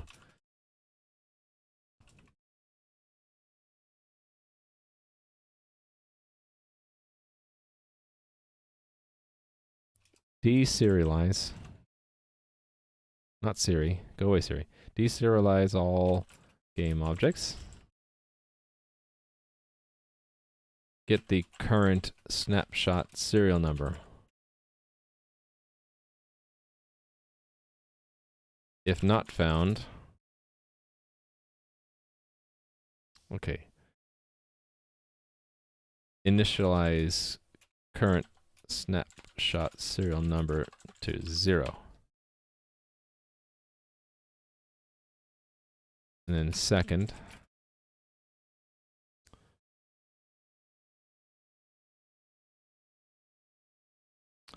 load the latest journal.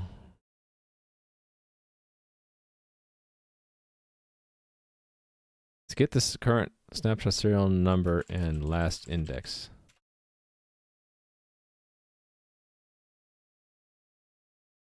And last index.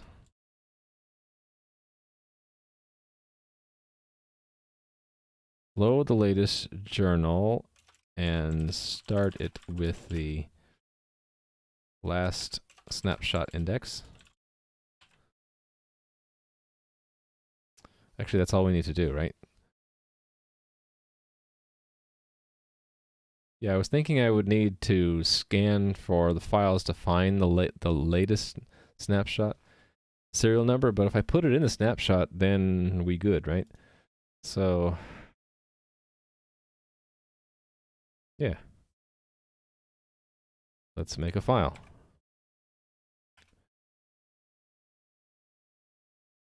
Latest snapshot file. It's going to be latest snapshot. What did I call it? Okay, actually that should be in front of these.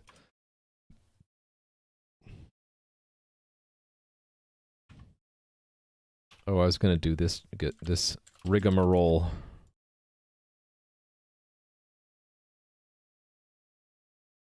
Latest snapshot file name. Okay, so if latest snapshot file is existing,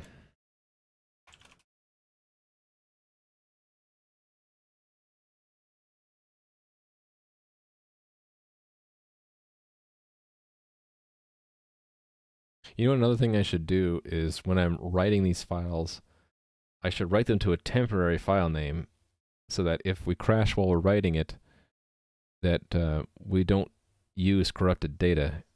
It should fall back to the previous main. So that means I need to have, for the snapshot file, I need to have a temporary or new. Let's call it new. This is the name to give the file in which the next game shot will be stored while writing it. So we need to give it a name here. New. Sounds good to me.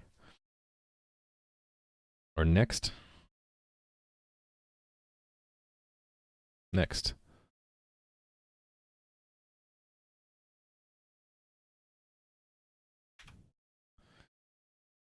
Okay.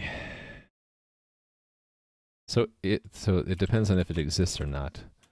If it exists, that means the start journal also has to be given the other game objects, right? Yeah. So that is.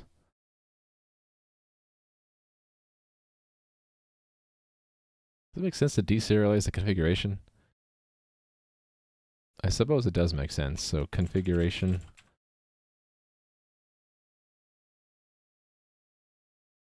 Players, mod queue, mail queue.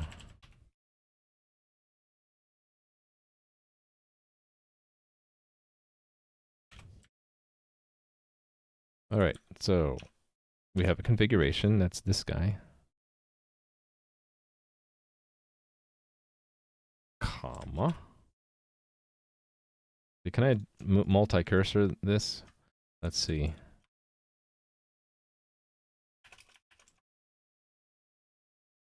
Wow. Multi-cursor. Okay, this one doesn't work so well. Click, click, click, click, though, and I can do a comma, and then just get rid of the last comma. That means I gotta go document all these damn things. Can I copy that from something, like the coordinator, maybe? Probably. Aha, I can. Look at that. Get all the things. Okay.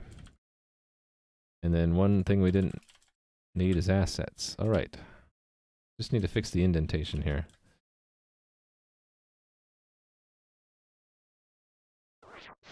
Oh, thanks to the follow, Hocus TV. So, journal. Okay, these are all actually modifiable.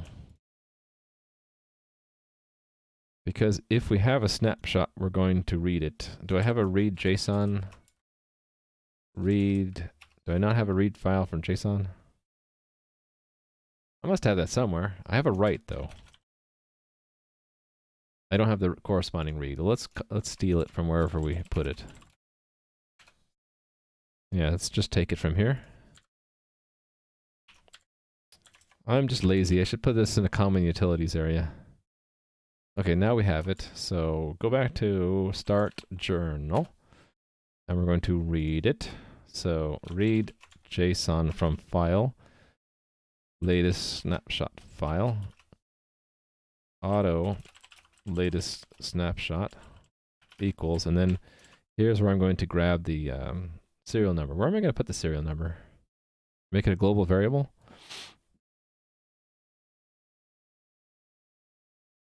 Yeah, let's make it a global variable.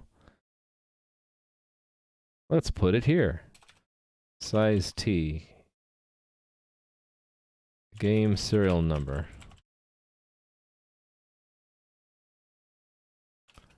This is incremented each time the journal is compacted. A new snapshot. Game snapshot is made. How do I come up with my side projects?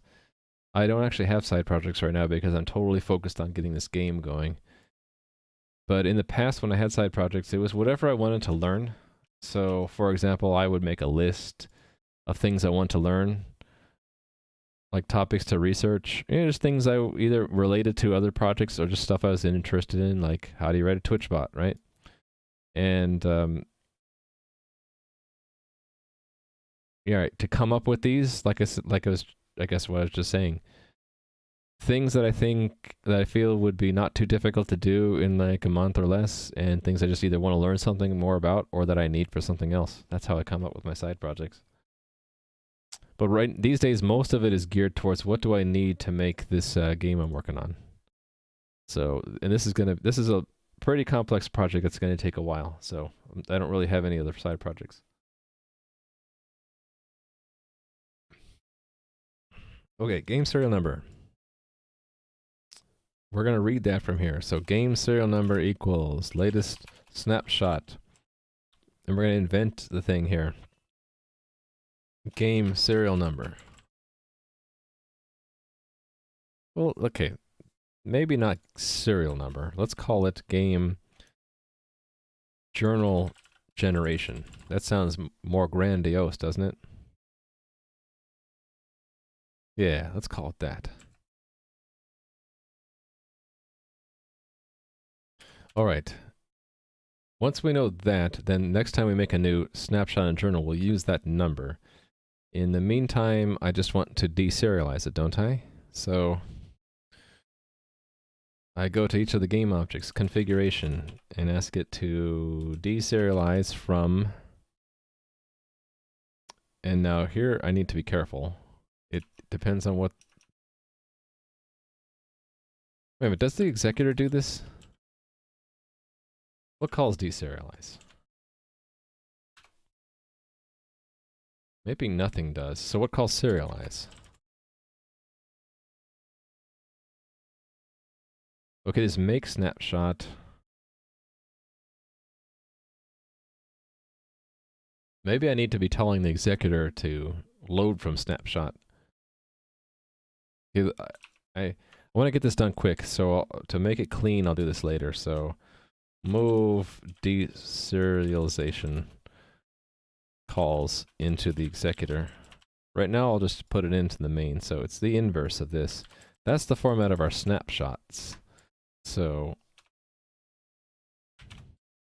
if this is the form of our snapshots, then the inverse of that is to deserialize that from latest snapshot config and put that into an array.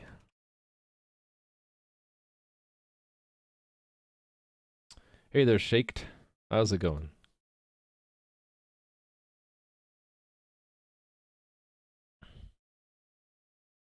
Okay, see you there, John Mega.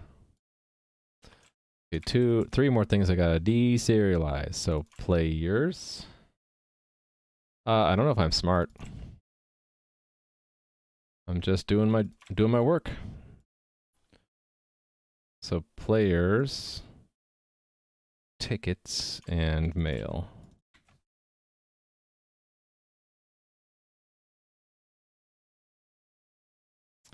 Oh, you can see that in the page there, but a couple decades. But you gotta remember, I had to unlearn and relearn a lot of stuff. Things change over time. Like C++ that I'm using right now, it's changed a bunch. It's just gone through 4 or 5 different versions of it. So, like anything in tech, you have to constantly be keeping up, and you know, any habits you get into, if they get in the way of learning something new, you have to kind of break those habits. So yeah.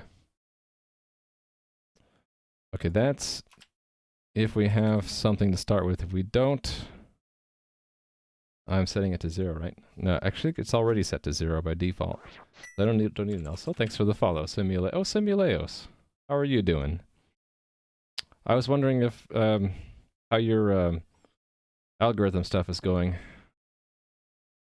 You guys should watch Simuleos' stream whenever you have a chance. He likes to work on open source algorithm stuff. Yeah, I stream.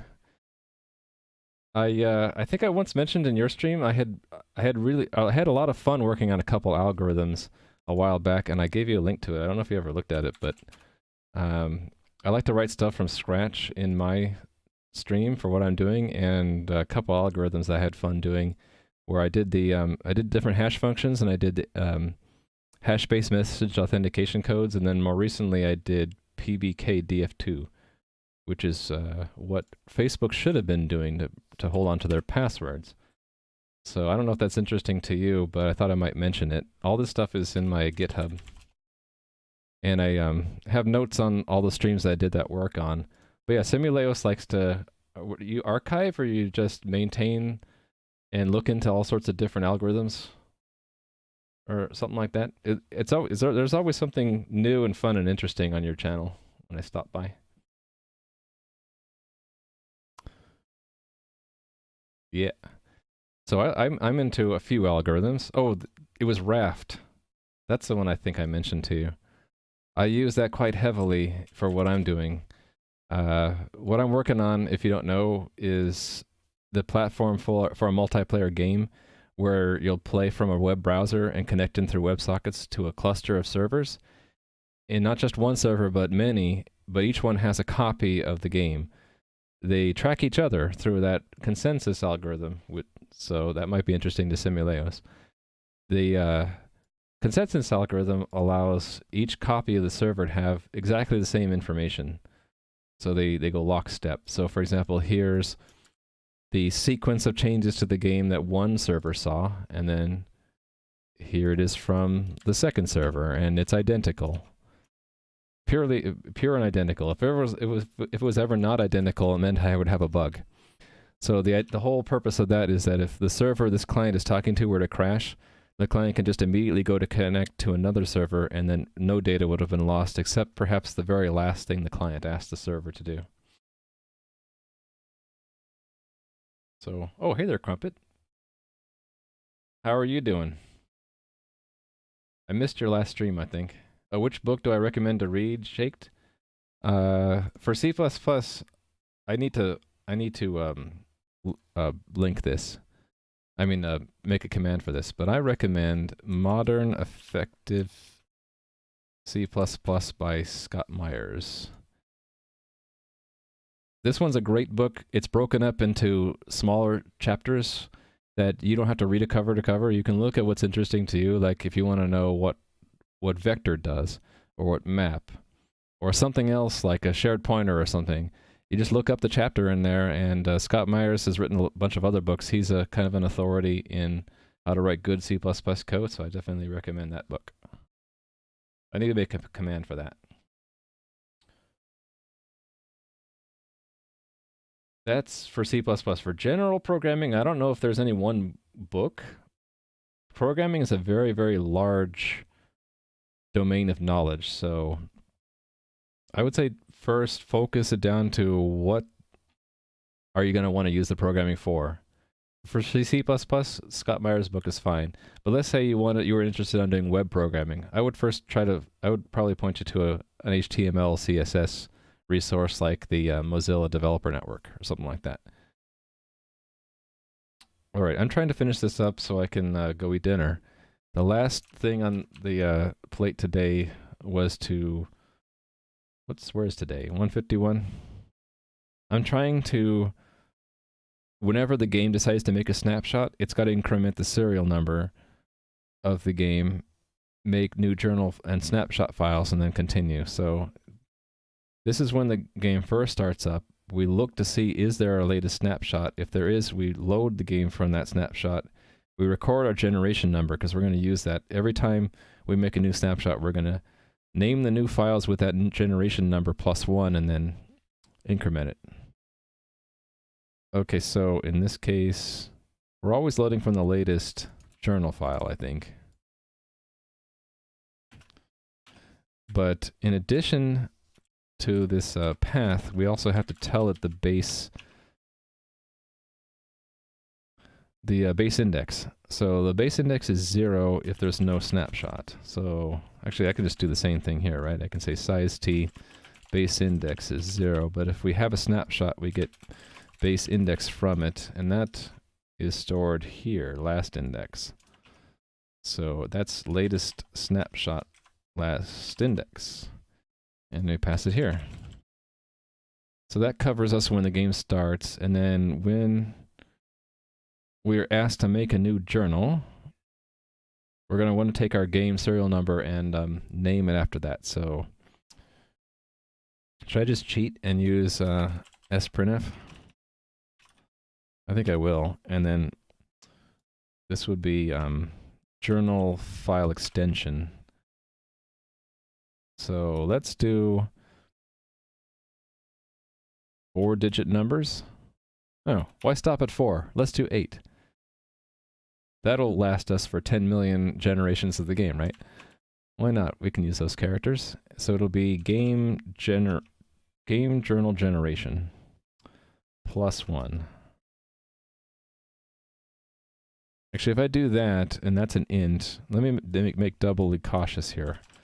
Make sure it's a size t to match the ZU. And that should work, right? It tells us what the new base index is. And then the third part is when we're told, oh, why isn't it like this? Did I get these wrong? Get the order of those wrong? I might have.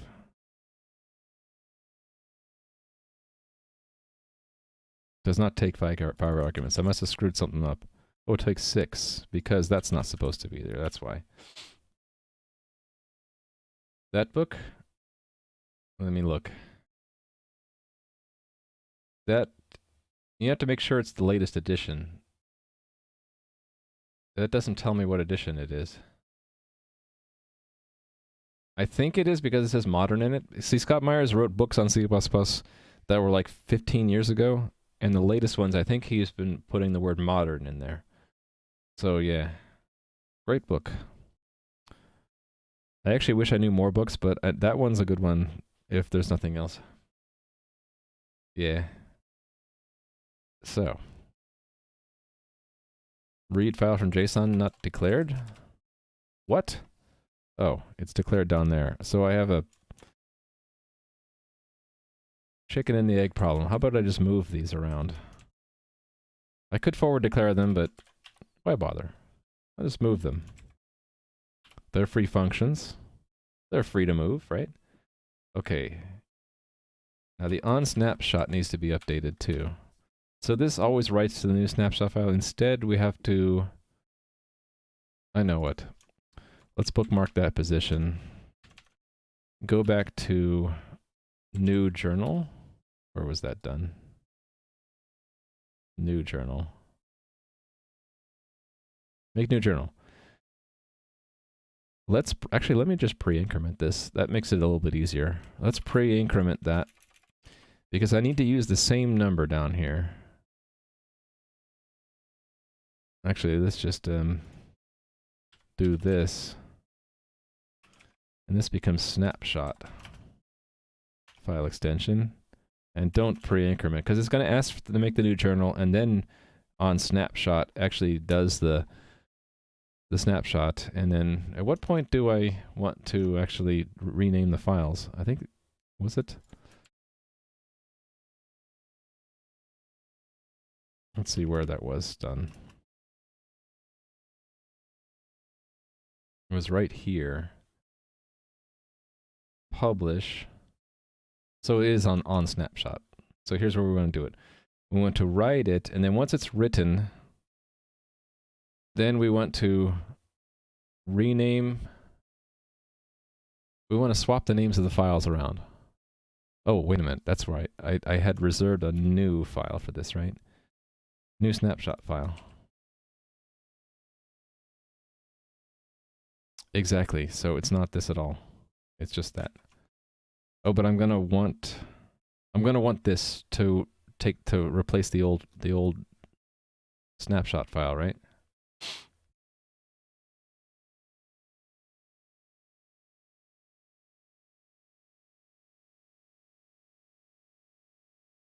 Yeah, I'm just getting tired. I'm slowing down because I'm tired. I need that for something else in a minute. So we're going to write the new snapshot, and only when it's successfully written, or when it's done being written. I'm actually not checking for errors yet. I'll have to handle that later, maybe. Once it's written, so we're going to have a situation like, let's say the old generation was 2. We'll have 2 journal and 2 snapshot, and then we'll have game, the latest journal, and game snapshot. Actually, we'll have that. And we will have, when we're making the snapshot for the next snapshot, it will be, actually, let me reduce this down. If we have a 0, let's start on when we have nothing. When we have nothing, we're going to make game journal. Then the second iteration is, we'll want to have 0.journal and game.journal, game.snapshot. And then the next iteration will be 0.journal, 1.journal, 1.snapshot. So 0 never has a snapshot because it's empty. So what are the transitions I need here? This is what the old journal became. Right?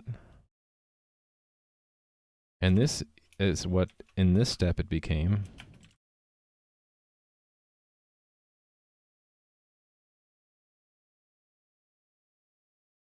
I forgot to write these last steps.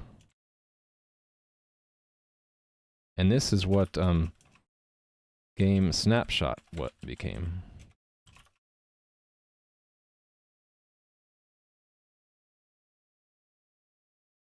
Oh, and there are intermediate steps here. So while we're making the second snapshot, we'll have game journal, and we'll have 1.journal. right? Because it's always incrementing it. So if it starts at 0, it'll go to 1, so it'll make a 1 journal. So game journal is what 1.journal was. And I guess another intermediate step is just above here we'll have a next.snapshot. So this is what next.snapshot is renamed to. So then again,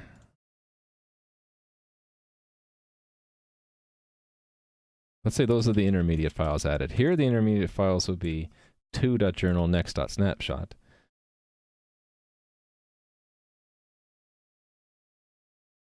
So that rename is what I expected. Sorry, this one didn't have a game snapshot. Then it gets renamed. And then, yeah, that's 2 and next, right? I'm having to draw this out because I'm tired. Normally, I think I'd usually be able to do this in my head. I am still live, but I'm tired. It's at the 4-hour mark. And actually, it's time for me to go to a different stream and play a game. But let me see if I can get this finished. How did I get the name for my project? Didn't I have a command for that? Nope. Do I have a name command? Do I have a game command? Oh, I probably put it there.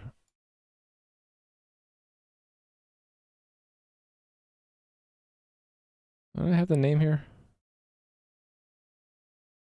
Okay, I'll just say what it is.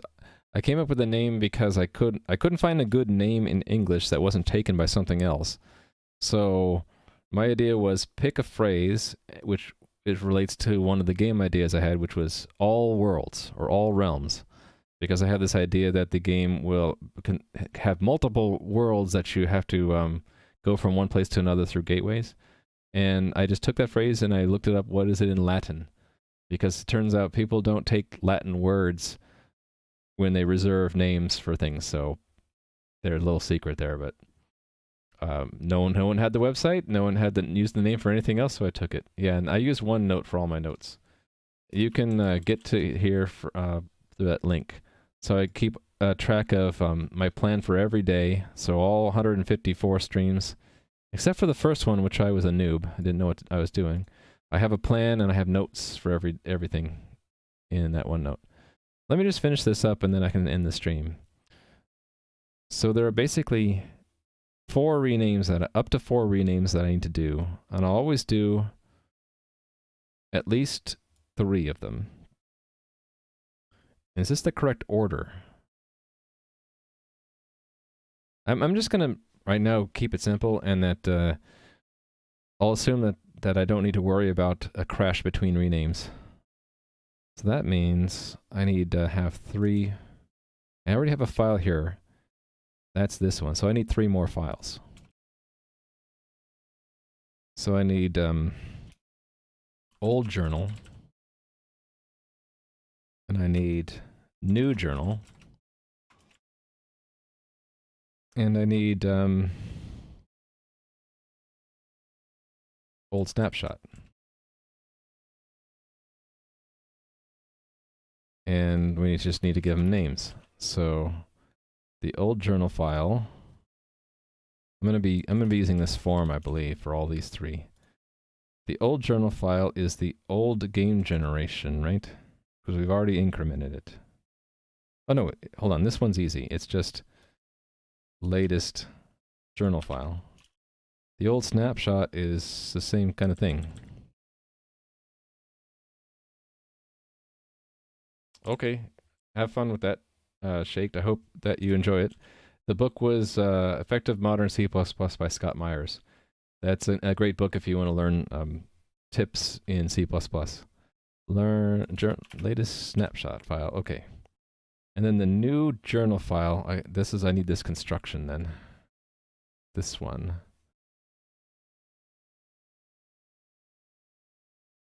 Is the current generation. It's already been pre-incremented, and it's journal, right? Okay, so those are the 4 files I need. So the renames are First, the old journal file.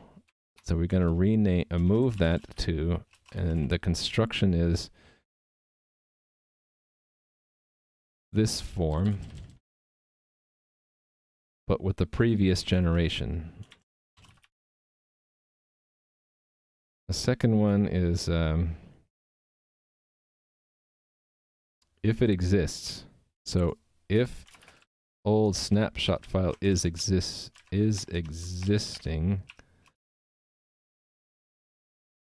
then rename it or move to the same thing but with snapshot, right?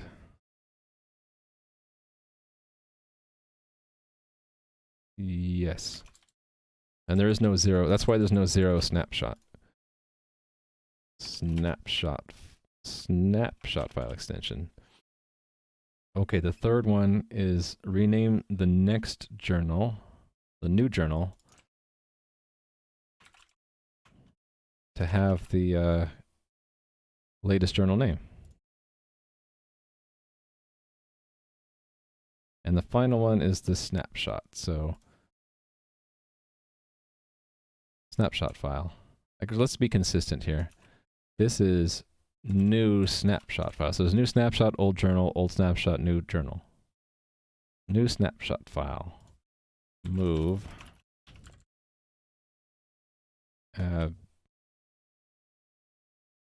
To the latest snapshot file, right? This one. Okay. Whew. Okay, 20 bucks says that this is gonna not work and horribly screw up my game. But let's give it a shot. And whether or not it works or not, I will probably end the stream. So I'll either end the stream happy or sad. Most likely sad, but what I'll work on Monday after after this stream is over and I work on Monday, what am I gonna do?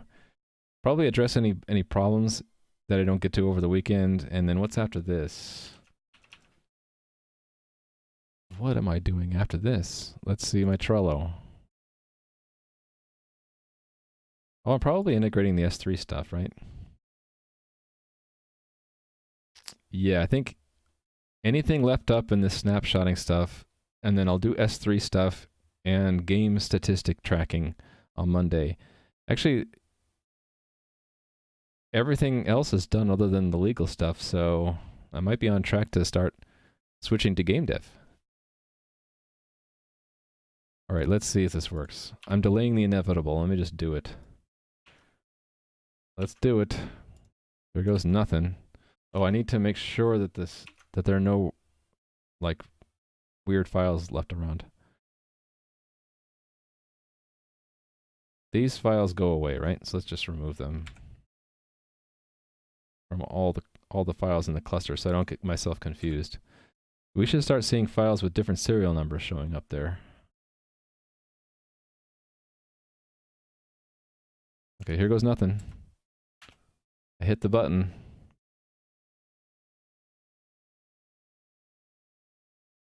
It's making snapshots. What did it do? Did it work? I lost my place. Oh, look at that. I think it worked. The real trick is, can I run it twice? And when I run it twice, what will it do? It should not replay all those journals and make new snapshots. It should actually be intelligent about it. Somewhere in here should be a game generation. Uh-oh. Okay, that's not good. It didn't store the generation variable in there. I'm gonna have to do this one more step.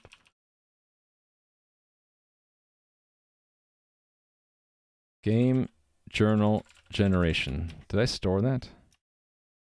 Oh no, I never stored it. Yeah, I gotta store that. Okay, let's take this cluster offline. And actually it might be hosed. I can hack it in there though. That's what I'll do. So what it should do, before it writes to this file, I need to let's make a new one. So auto snapshot with generation is snapshot, and I need to store the generation number in there. Game journal generation. I just need to get the name right. Has to match. So I forgot to put my phone on mute when I got back. So I need to add that to all of these, otherwise we're going to have real pain. So that's here, right? So I just need to add that anywhere here. Doesn't matter where. Let's put it at the top. So this generation is 3. Right? Because we had 0, we had 1, we had 2, so the latest is 3. So I'm going to add that to all of these and hope for the best. Okay, now one final time. This should not screw things up. If it does, then I'll be sad. I actually think it worked. Holy crap. Oh, not quite. Term 0 is not the correct term. Okay, what happened there? Why does it think it's... No, it says term 41. Weird. Okay, this is correct. A whole bunch of zeros got added in there. So I probably have some bug in the numbers exchanged by Raft, right? Yeah, probably. Stuff to work on Monday, I think. I'm just happy that it didn't so it actually has old snapshot. I'm not going to lose any of this information. What I can do, worst case, is I just blow away the game journal and or replace it with an empty, and then it just goes back to the previous snapshot, right? So I should be able to log in even though it's all total crap. Correct battery horse staple. Nope. Didn't like me. Oh no, I know that. That's because I'm using a self-signed certificate. Periodically I have to do this. I have to say that the certificate is okay. Oh no, is it hosed? I actually think it's hosed. Well, shoot. That's a shame. All 3 servers are offline. They're all stuck or something. Oh well, I guess I'm going to end up ending sad. Oh well. Nothing ever works the first time, right? Connection refused. Oh well. Oh, we'll fix it on Monday. It can't be that bad. So the servers are all getting, they stopped talking to the world. Actually, I think I know why. They're confused about when they've replayed the log. That's probably what it is. So I have an idea what it is, and I'll get to it on Monday, I think. So I need to end the stream because I have things to go do. Dinners to eat and all that. Yeah. Sad face becomes happy face because, problems aren't bad. Problems are just challenges. And we all need challenges in our lives, right? So I'm going to pass you guys off to someone else. Actually, why don't I just go raid the streamer who I was going to go play in? Or do you guys want to see more game dev, or do you guys want to see games? Game dev, maybe we'll raid Tim. Maybe that's a good idea. Let me go see what Tim's doing. Okay. Tim looks like he's working. Could also raid Portal Walker. Let me, I like to check out people first before I raid them. So let me put that in there to check out Portal Walker first. But I need to go real quick now, so I'm going to raid Tim. Tim's a great guy. He came in the stream earlier. He's making his own game engine. And he's looking at, he's doing market research right now, but he is making a racing simulator game using his own engine. So, fun stuff. So here I go. I'm hitting the button. Hope you guys have a great weekend. I'll see you guys on Monday, 10 a.m. Pacific Daylight, which is 1700 hours UTC. Bye. Have a great weekend. Bye.